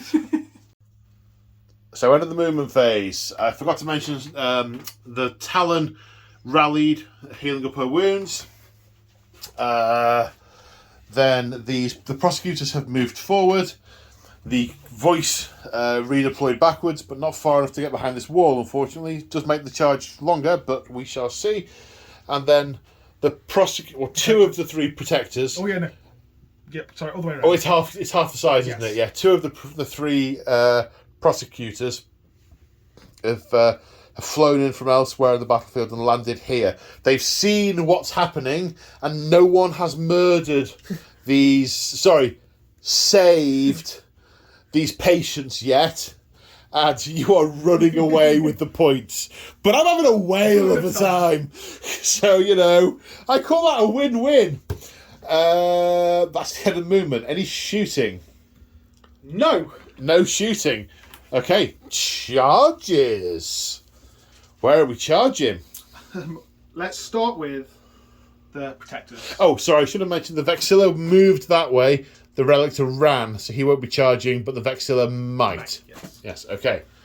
So, I'm going to spend a command point on forward to victory, so you can re-roll if you should fail. So, 2d6. See what we get. 8. Ooh. No, you were 4 away. I moved 3, so that must get you in. Unless you want to re-roll it, try and get further. So you meant to offer me these? Oh, Joe, I should have. Oh, yeah, okay. Yeah. Oh, did I mention on camera my euphoric units? My euphoric units, the demonettes, these beasts, and the seekers over there. Yeah, that. Okay, so they move 8. The protectors make it in over here. The Vexilla is looking at a 6-inch charge to get into the fiends. That's a 7, and stops me counter-charging into the protectors, which is totally what I would have done. Okay, we have some start of combat phase stuff. I have 2 units of fiends. I have to pick which one is going to attempt Soporific Musk. It's going to be this one to try and slow down the Retributors on a 4+. No, they smell straight through me. You are taking your Quicksilver draft over here to gain fight first, so you fight first. And Sinessa is using Enthralling Splendor on the Protectors. On a 3+, they'll be -1 to wound her. They're at -1 to wound her. That may or may not make a difference. Right, where are we starting? Okay, the Vexillor fights first. 3 attacks, did you say? 4 attacks. 4 attacks. Hitting on 3s. Okay. Wounding on 3s. Okay. So hit 3s. 4 hits. I don't think the 6s or anything. No, they're not. So 3s to wound. So 3 wounds. At rend. 1. Okay. Saves of 6. 2. So 2 damage. Wards of 6. 2 damage. 2 damage taken over here. Right, your turn to pick a unit. Okay, it's going to be the Protector. All out defense. Well, attack then. Well, no. No, there's no point. It's their finest hour. Oh, no, that's to wound. Yeah, indeed. So I've miscounted that. 1. So, Protector Glaives. Yep, so hitting on 2s. Because all out attack. Wounding on 3s because +1, -1. 8 hits, +1, -1, so saves of 5. 2 saves, then ward saves of 5+. 3 made. She takes 3 damage from the Protector Staves. Now the Star Mace is next. On 2s. Wounding on 3s. Yeah, +1, -1 again. -2 this time. Okay, so save of 6.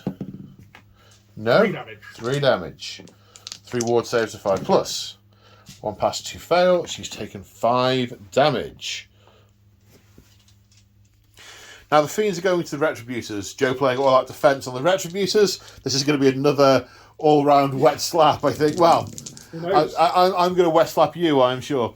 They're no longer a euphoric unit, so all those 6s do nothing. I mean, 5 6s, I mean, WTF.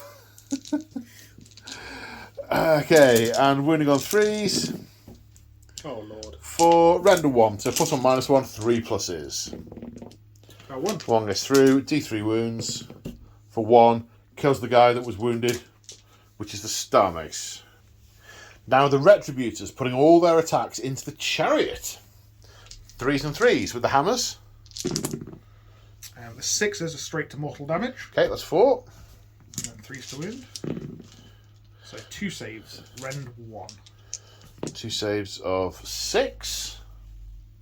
So no, my 4+ save becomes a 5+ save. That is a pass. That one's failed. 2 damage, is it? Yep, so 6 wards in total.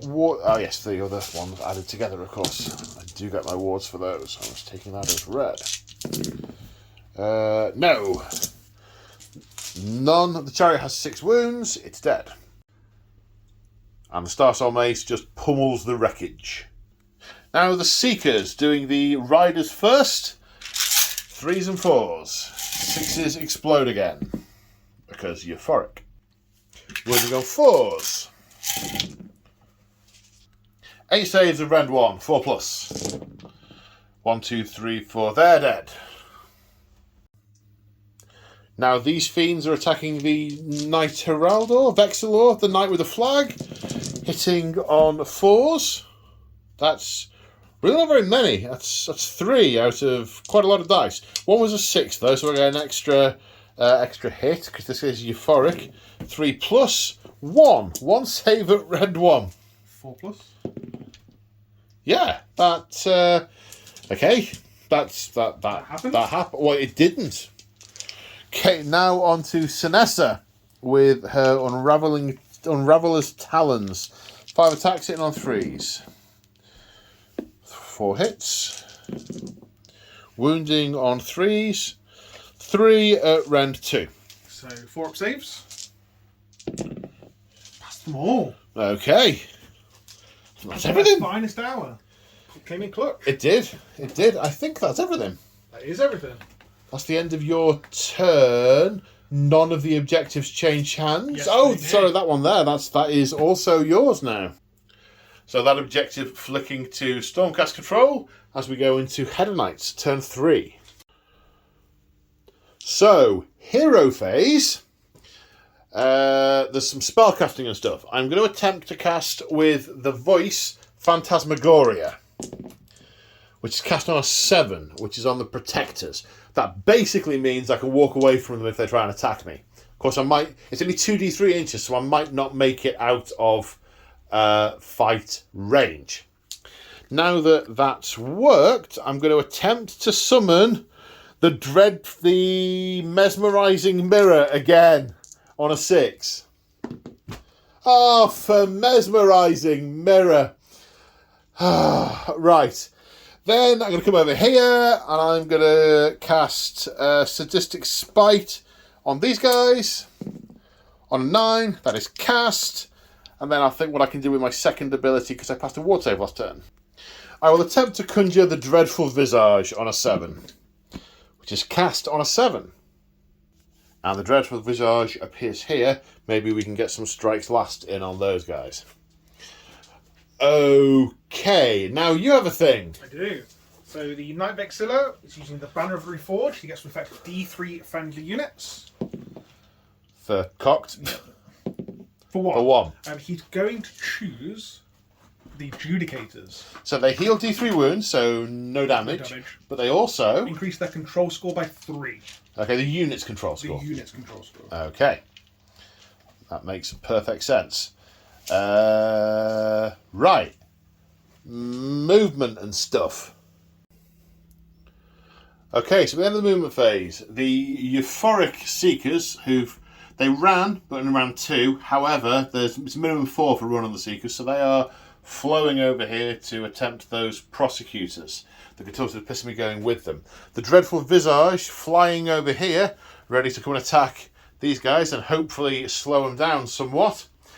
The Talon, seeing this pool of uncorrupted patients over here, you ran with forced march to make it onto this objective, so she will gain control of that at the end of the turn. That's all the moves.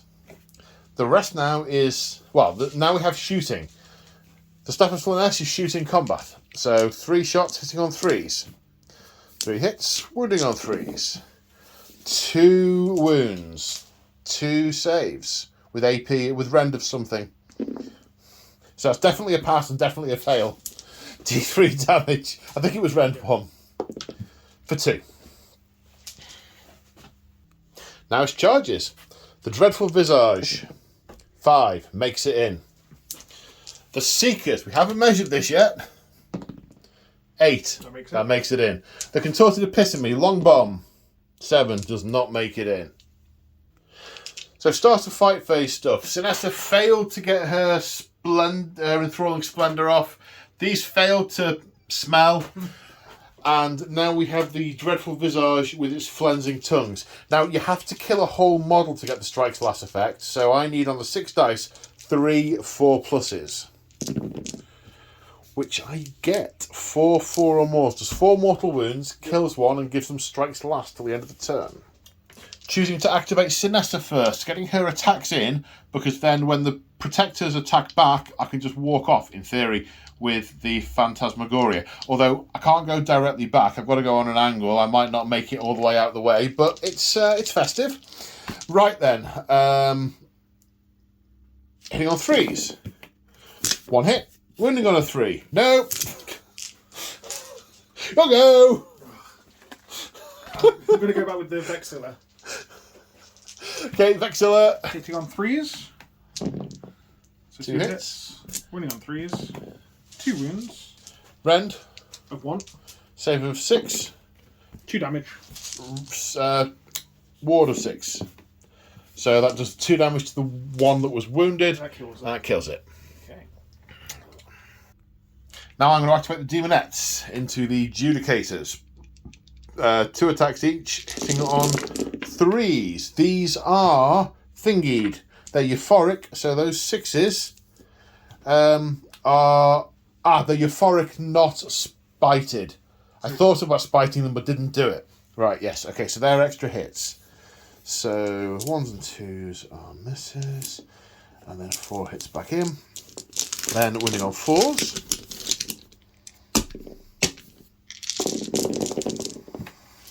1, 2, 3, 4, 5, 6, 7, 8. 8 saves at rend 1. So 4s? Yep. Ooh, it's 3 dead. 3. Okay. I'm reasonably pleased with that. I imagine you less so. Now the Prosecutors aiming to take their toll before they get rolled over by the Seekers. 8 attacks, you say? 7 attacks. So hitting on 3s. Okay, that's 5 hits. And 3 wounds. So 4 wounds at round 1. 4 wounds at round 1. 4 saves of 6+. No, then 4 wards. pass one, fail one, so one dies, and the wound moves on. That 2 wound dice has just been moving around the entire game. So 21 attacks plus the champion. 6s go straight through to mortal. So I'm looking for 4 6s just to make this quick. I say just make it quick. Oh, there's 3. 1, 2, 3.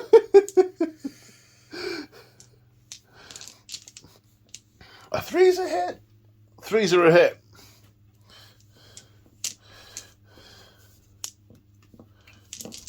Then wounding on 4s.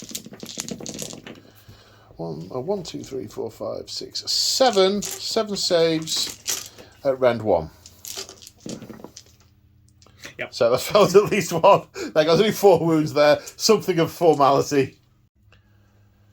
So now the Protector's activating. A unit in combat with them can make a 2d3 inch move. Actually, I could move the Demonettes 2d3 inches and move them onto the objective. That's interesting.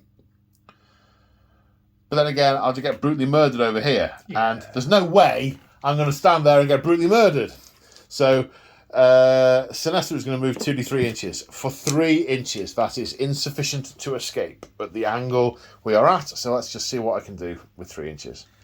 And after my move and the pile in, we end up here. A couple of protectors chasing Sinestha Benny Hill style. Another couple going, oh, littler ones, and running into the Demonettes. So, 2 glaives into the Demonettes. 2 glaives into the Demonettes. Joe does not want them this way round. No. So hitting on 3s. Okay, so that many hits. Yes. Wounding on 3s. So 4. Rend 1, 1 damage. Rend 1, 1 damage. Gets through my save, such as it is. Ward of 6. No, 4 Demonettes carved.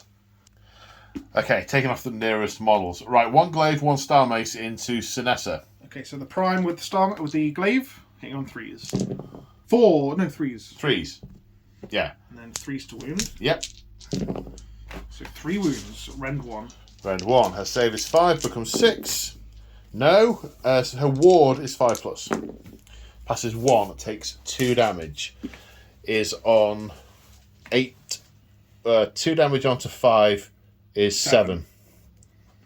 Now the Star Soul Mace, which does 3 damage. Hits. That goes The straight to mortal mortals. Straight to mortals.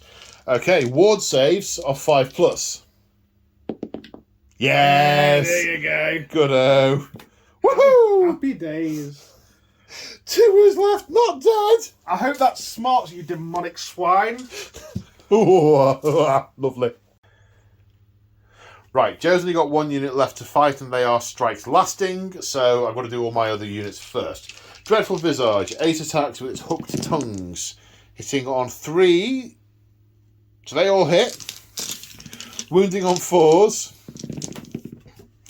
Rend of 1, 4 wounds. Ah, Oh, sorry. I was trying to not get the card in shot. So 2 go through. 2 go through. Okay. That kills the one with the Star Soul Mace. Was already on 1 damage. That 1 makes it 2. Or, yeah. That. Sure. My brain has forgotten the words. It's late. It's, yes. Fiends. I need the card. Right, 4 attacks each from the Fiends. We just concluded we spent far too much time talking earlier and our brains are addled from tiredness. 3 hits, wounding on 3s. 1 wound, rend of 1. So 2. Oh, 2, sorry. 2, sorry, Joe. So that's a pass. That's a fail. D3 for the fail, that's 1. So that's 1 damage put on 1 of these guys. I assume the Contorted Epitome has no control score. The OC. Yeah, it's got no OC. Yes, it has 0 OC. Okay, right. Now I have 2 Fiends to try and snip up the Knight Herald Vexillor on 3s. These 2 have actually 6 is hit. an extra hit because they are euphoric. Ah, thank you. Yes, indeed. Well spotted. 3s to... Oh, hang on. Did I count the 3s as hits there? think so, yeah. The 3s weren't hits. We'll just take one of the hits out. I don't know how many there were. We're going to have to check. Yeah, there was 1 3 in there, so we've taken one of the hits out. So 2 saves at rend 1. 4 up. 4 up. Oh. D3 damage each. Kill him. 5 that kills him because you didn't put the 1 wound back on him. Didn't. Because you wanted the OC on there. So he is snipped in half with pincers and stabbed with a poisonous barbed tail. Nom nom nom. Tasty. That's what happens if you're a miniature that was made within the last decade when you're playing an era-specific campaign. Okay, right, you've got 2 retributors with hammers. Are you going after the fiends, I assume? Yes, the fiends. So it's going to be 5 attacks. Hitting on 3s. 6 on straight to mortals. 2 mortals. And then 3s to wound. So that is 2 saves. 2 saves of 6+. 2 fails. That's 6 ward saves. 6 ward saves of 6. No. 6 damage. Kills that one because they've woken up. Oh, wow, okay. They have woken up. No, that belongs with you. You may keep that. Yes, indeed. So at the end of battle round 3, I gain control of this one and of this one. I still don't have this one. And Sinessa will use her anti-OC to reduce the OC of your models to 0, but I'm not on it, so I don't get it. So it's also irrelevant. So I've got 3, you've got 2, which takes the score to 7 points to 8 in favour of the Stormcast at the end of battle round 3. There is 1 point in it. And on both sides, assets are dwindling. Priority roll. Roll off. You win again. Oh. You're having first turn or second turn? Has to be the first turn. Has to be the first turn. Okay, Stormcast turn 1. Okay, so not much happening in the hero phase. We're going to attempt translocation with the Lord Relictor. What can I use the temptation dice for, Paul? Can I use it on a prayer roll? I wish, I dearly, dearly, dearly wish you could. It is unfortunately very, very specific. I'm very tempted, not going to lie. Very tempted. Well, you might need them in a bit because I've got an evil plan of my own. Okay. So I need a 3 on this. Yeah. That's 2. You're bound to fail eventually. Yeah. So he doesn't successfully... Well, he gets 2 ritual points. He gets 3 ritual points. He gets 3 ritual points. As long as he doesn't roll a 1 next turn, he successfully... We need to check how it's worded, but I can cast spells in your turn. If you can cast a prayer in my turn, you could teleport in my turn. Ah, interesting. Yeah. Interesting. Because I'm going to spend a command point to do a spell in your turn and cast Sadistic Spite from the Epitome onto the Seekers. On that. Because now their 6s to hit are going to be mortal wounds. So whatever I hit with them, with the volume of attacks, that should...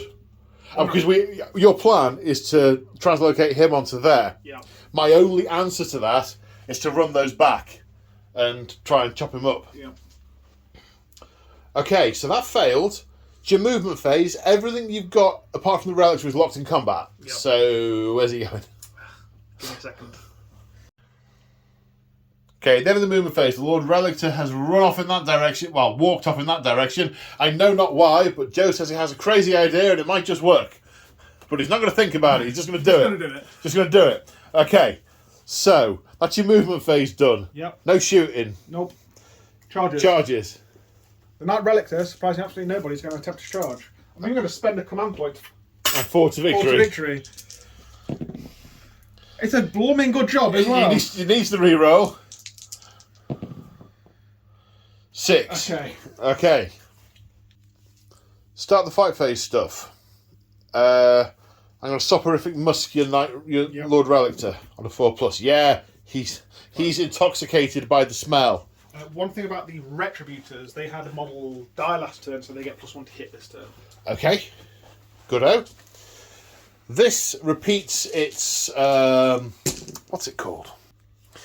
Flensing Tongues. Now, you need to retain this objective because there's 5 and there's 2 more turns to score in.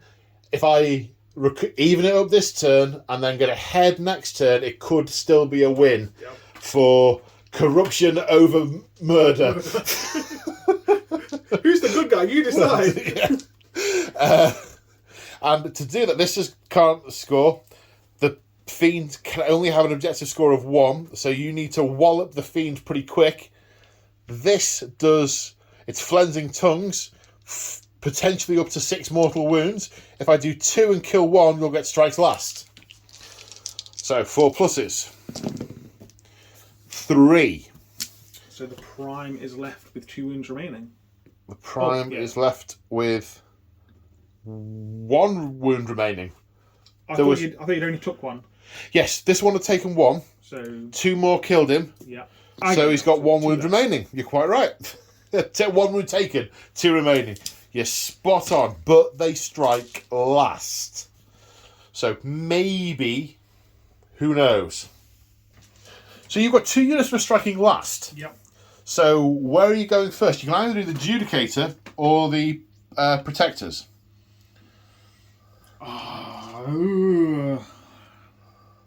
He said pensively. Because Phantasmagoria is still on, I can still pick a unit to move 2d3 inches away, and that could even be the Demonettes. Why can it? Well, if I'm within 3 inches of the unit... You're not within 3 inches of the Protectors anymore. Am I not? No, otherwise I pile in and fight them. I thought that's what you were going to do. No, I can't. That is... It's more than you mentioned it, did you? You pulled your casualties out, yeah, so just the Judicator is in combat. Okay, I thought you were in against those as well. No, that's why it's difficult to figure out, because they can only go against Sinessa, but Sinessa could move out of combat with them, nullifying the attack. Yep.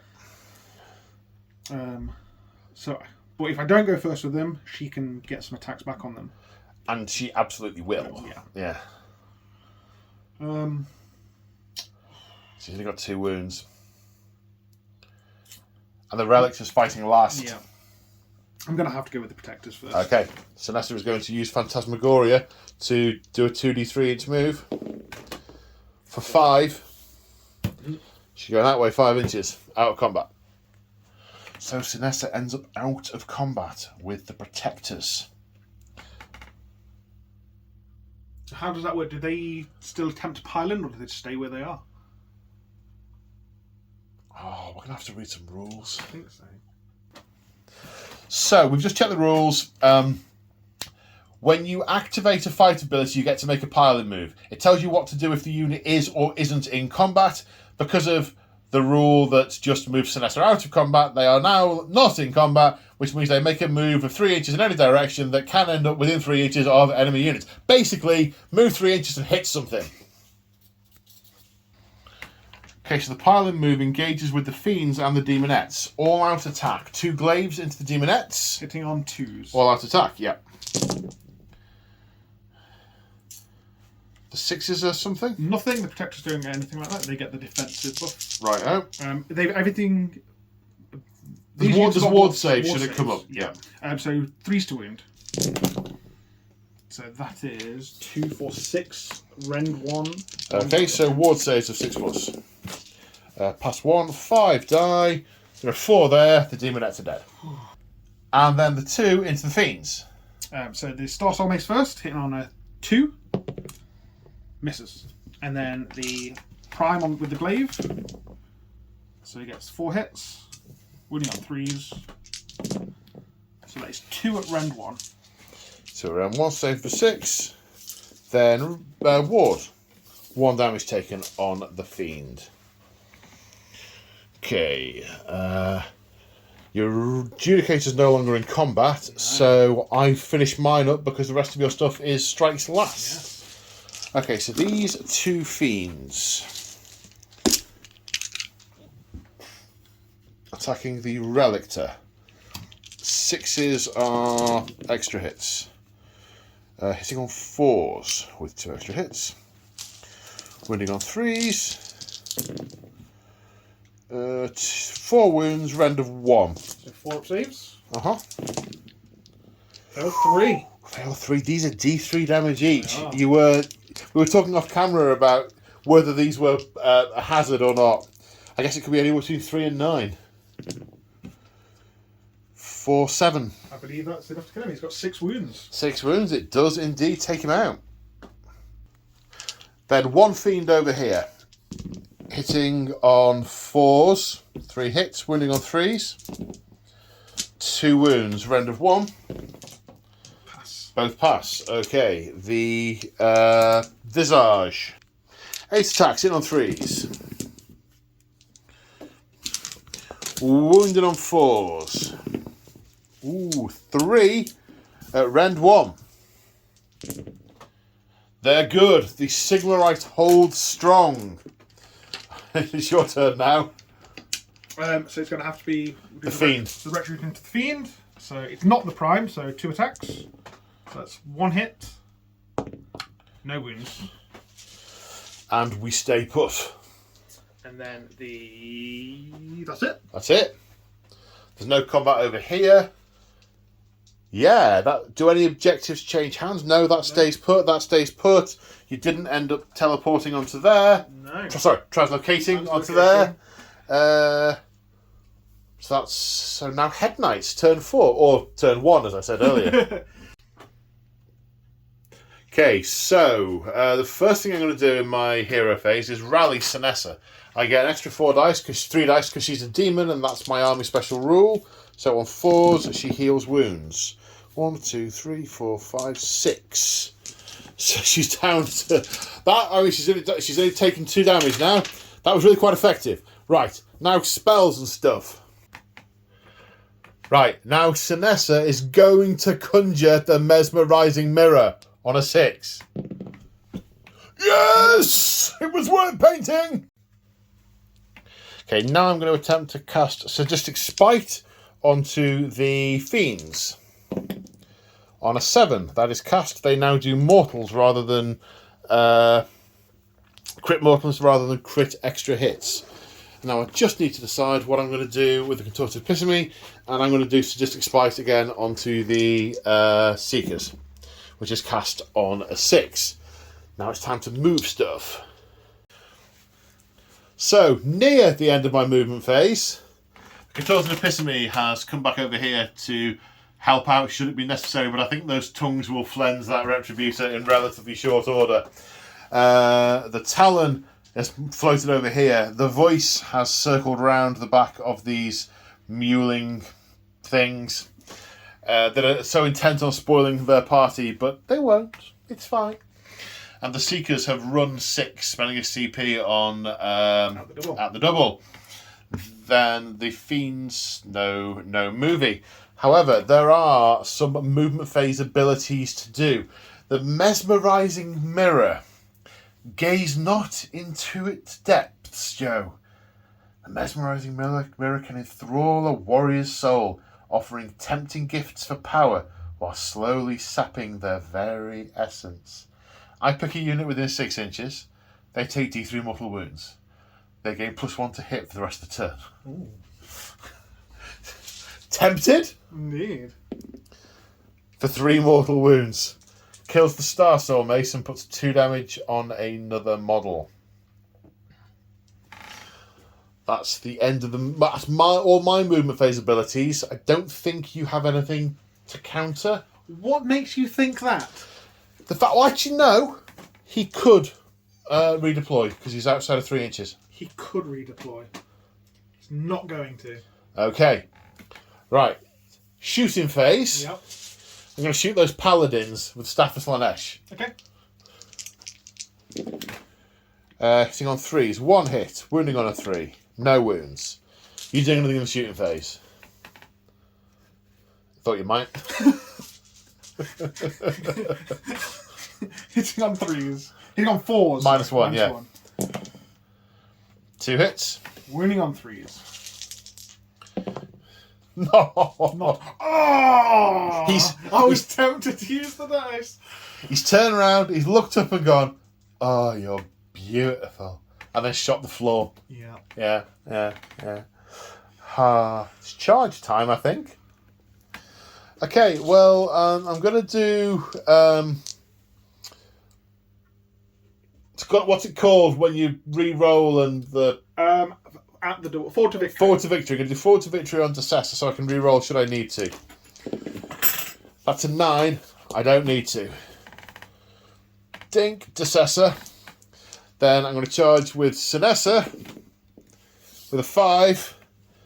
Dink, Sinessa. That's charges. Can I get them in? You'll be able to get the snake a couple through there. I'll roll it. Yeah. 10. I'd just like to point out, they started there this turn. They're quite quick. They're quite nippy. That's what happens when they're euphoric. Look at the pretty mirror. Look at the pretty mirror. Mirror so pretty. Mirror so pretty. And whilst you're looking at the mirror, take a deep whiff of our musk. And on a 4+, strike last. The Judicator doesn't know. No. Why is everything so brilliant all of a sudden? I know, it's all amazing. And over here, the Flensing Tongues. I need 2 4+, and he's 2 mortal wounds. Does him in. And he'd strike last. No, the remaining unit. Remaining, yeah. And the beast will, do the thing. So, I get to pick a unit first. I get to fight with all of these. The Judicator will... Maybe Excelsis should just eat the Judicator with 7 attacks. Just caress him gently. Yes. Gentle caress of 4 misses. And wounding on 3s. 1 at Ren and 2. Ren 2. What's over 5+? Don't you dare survive. I am not tempted, fiend. A 6 to save, please. Okay, you got to roll it. A 1 or a 2. It's a 6 to save.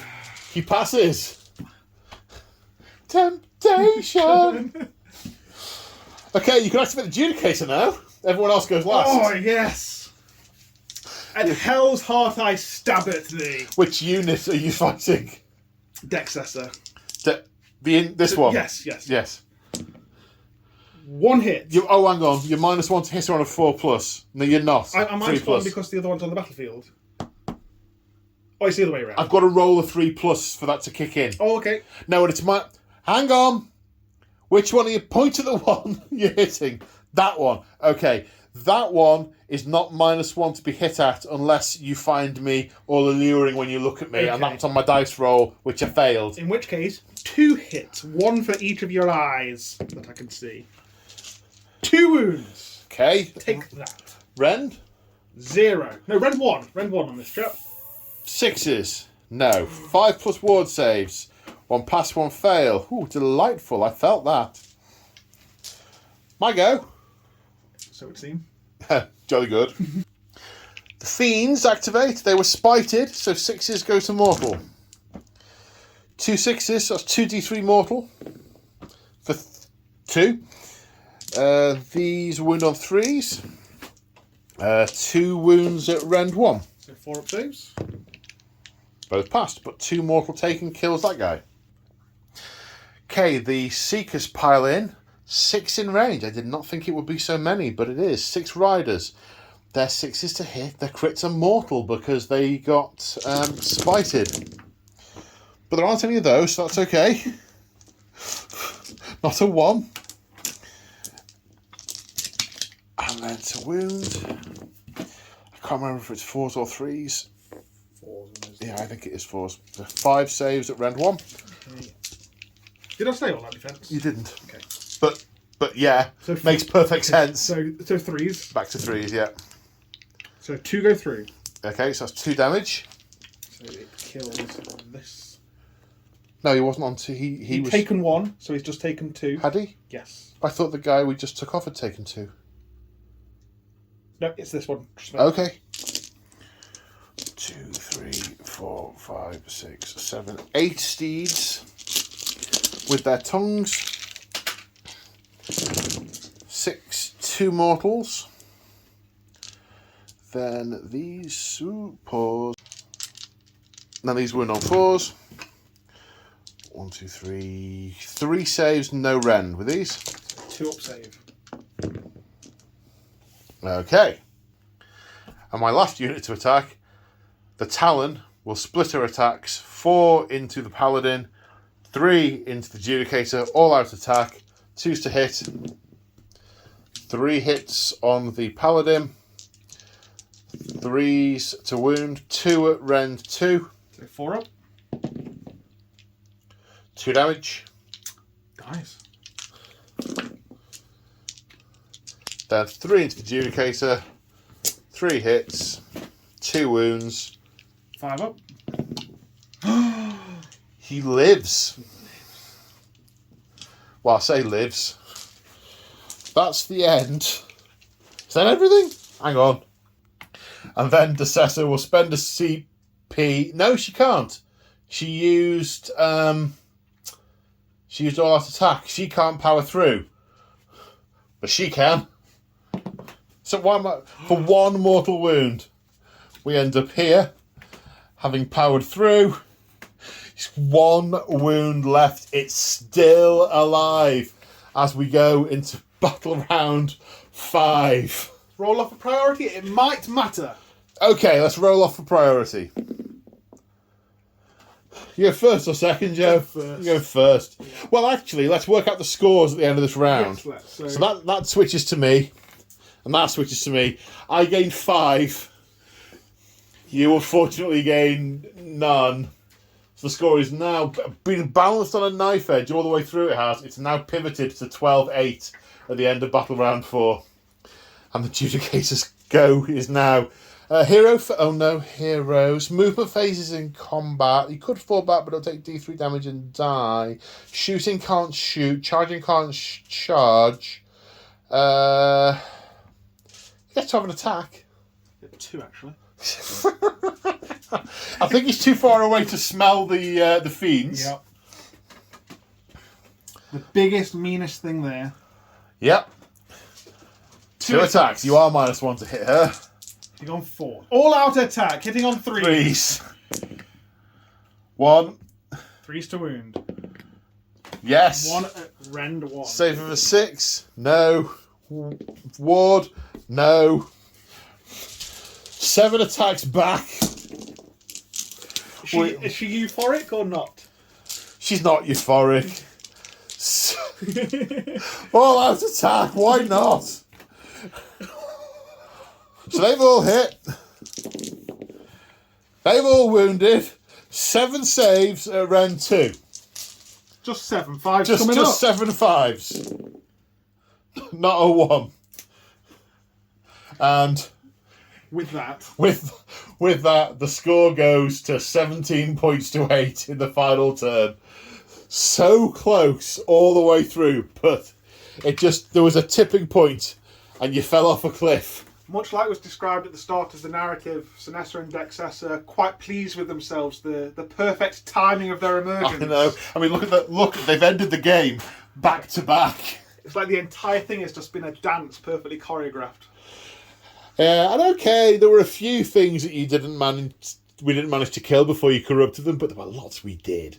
And this was lots of fun. Yes, it was delightful. It smelled good. It looked good. Tasted good. Touched good. It tasted. Why not? The temperature was good. The geosense. I knew which way was up. Knowing which way was up was great. Yeah. There's a lot more senses than just the 5. There's loads. The foreboding was great. Oh, delicious foreboding. Oh, I need to lie down for a minute. I think I'm okay now. So, at the start, we sort of talking to each other, we said, what's going to happen is one of 2 things. Sinessa and Excelsis are either going to rip their way through the battlefield, or they'll get murdered pretty quick, and the Hedonites will fold. I think early on in the game, it was really important trying to protect those guys the way to keep them safe. You've got to get them in, but on one's own terms. And the dice fell quite well for me. But so that's my first time playing Hedonites. Your first time playing against them? Yes, especially in 4th edition. Yeah. What thoughts? I thoroughly enjoyed them actually. I love how you can dink around all the different buffs to the different units. The Euphoria. Yeah. And that they've got the tiered scaling systems as well, so you can put the Euphoria on them, and then if you really want to try and buff that unit up, you can then cast a spell to... Yeah, I liked that. Yeah. That was good. And the endless spells as well, from the little that we did see of them, they seemed very, very functional. I think endless spells are a massive part of this edition. I think spellcasting in general, the fact that you now effectively have 10 casts in a game because you can cast on your opponent's turn. This is true, although you have fewer spells to choose from. Yes. And the actual spells, the non-endless spells, don't seem as powerful as the spells used to be. Maybe that's encourage you to use the manifestations. Yeah, I don't know why they would want to encourage that over anything else. No, I mean they just turn up on your doorstep. I imagine it's a mystery. But that sort of had a really nice carnival feel, and it was really super close for ages. And I thought you were gonna walk right through me until I discovered how many wounds and attacks the Seekers had. I thought they were basically demonettes with bigger legs. When you said they had 3 wounds each, I was gobsmacked. Yeah. I was like, when I had the prosecutors over here, and they were coming this way, I was like, well, I can potentially kill 1 if I get all my attacks through. Yeah. And they can move so fast, and if you make them euphoric, yeah, they are super quick and super nasty. The chariots look very cool, but that's functional. They are not. Well, yes, indeed. And I must say, the new models that GW have been doing this past couple of years, these models, they're beautiful. Well, they did come out at the end of 2nd edition. They're not new. But they're not new, are they? No. It's the first time I've seen them in the flesh, and they look gorgeous. Well, the rules, when the models were produced, the rules came out in the Kragnos book. They were released as part of this book. As so was Kragnos and other things. This chap up here, who we'll be seeing some more of soon. Yeah, it was... And I must say, one of my favourite things as well, with the benefit of hindsight, is when you set them up, they were either side of the battlefield. And as I said, it was almost like a dance. They both kind of sweeped up and then joined in the middle, back to back. Yes, it's very satisfying. Almost balletic. Yeah. And I did like sort of, I'm bored here, I'm going to move over there. And I thought I probably really should go back and help. And I'm like, no, I'm bored, I'm going over there. Going over there. So, oh, I'm bleeding, says Sinessa. I'll go over here and stop. Oh, I feel better. I feel much better now. All they needed was a nap and a lie down. It's time to murder something. Oh, they're not moving anymore. Oh, what a shame. Oh, find someone else to play with. Nothing quite cleanses your palate like a heap of murder. There you go, ladies and gentlemen. That's an epitaph for Joe to be written on his tombstone. Nothing cleanses one's palate like a heap of murder.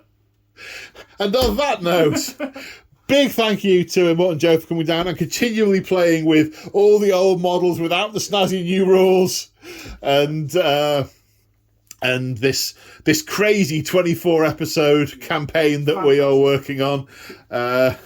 Who knows? Might treat myself in a few months' time when it's over to play with the new models. The new models. They won't be new when I play with them. No, there'll be 3rd edition models, and by the time you've done these ones, the 4th edition ones will be looking a little bit ropey as well. So maybe you can do the 5th edition one straight away. I'll do the Ruination Chamber stuff next edition. Well, no, we jest, but no, it's still fantastic game to play. Lots of fun. I really like the way you get to play in your opponent's turn. You can cast, you can shoot, you can charge, and there are constraints about it, but it is super lots of fun.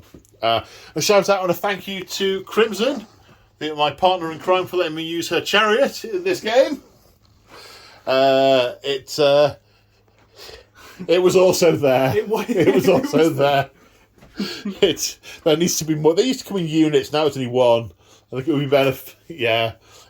No impact hits. Oh no, it did impact hits. It did impact hits. Yeah. Although when you say it's in units, do you really want to paint 2 more? I do. They're great models. I love them. and they're only 80 points. So They are 80 points. yeah, they're worth it. You're not wrong. Yeah. The impact hit, well, thinking about it, I only exactly killed you over here. Yeah. The impact hits that did contributed to that. They mattered. Yeah. Right. I was saying goodbye. Yeah. Big shout out to all my channel members and followers and subscribers. You guys are awesome. And thank you again to Joe for coming down and for you at home for watching it. And we'll see you on the next one. Say bye, Morton Joe. Bye, Morton Joe. Bye.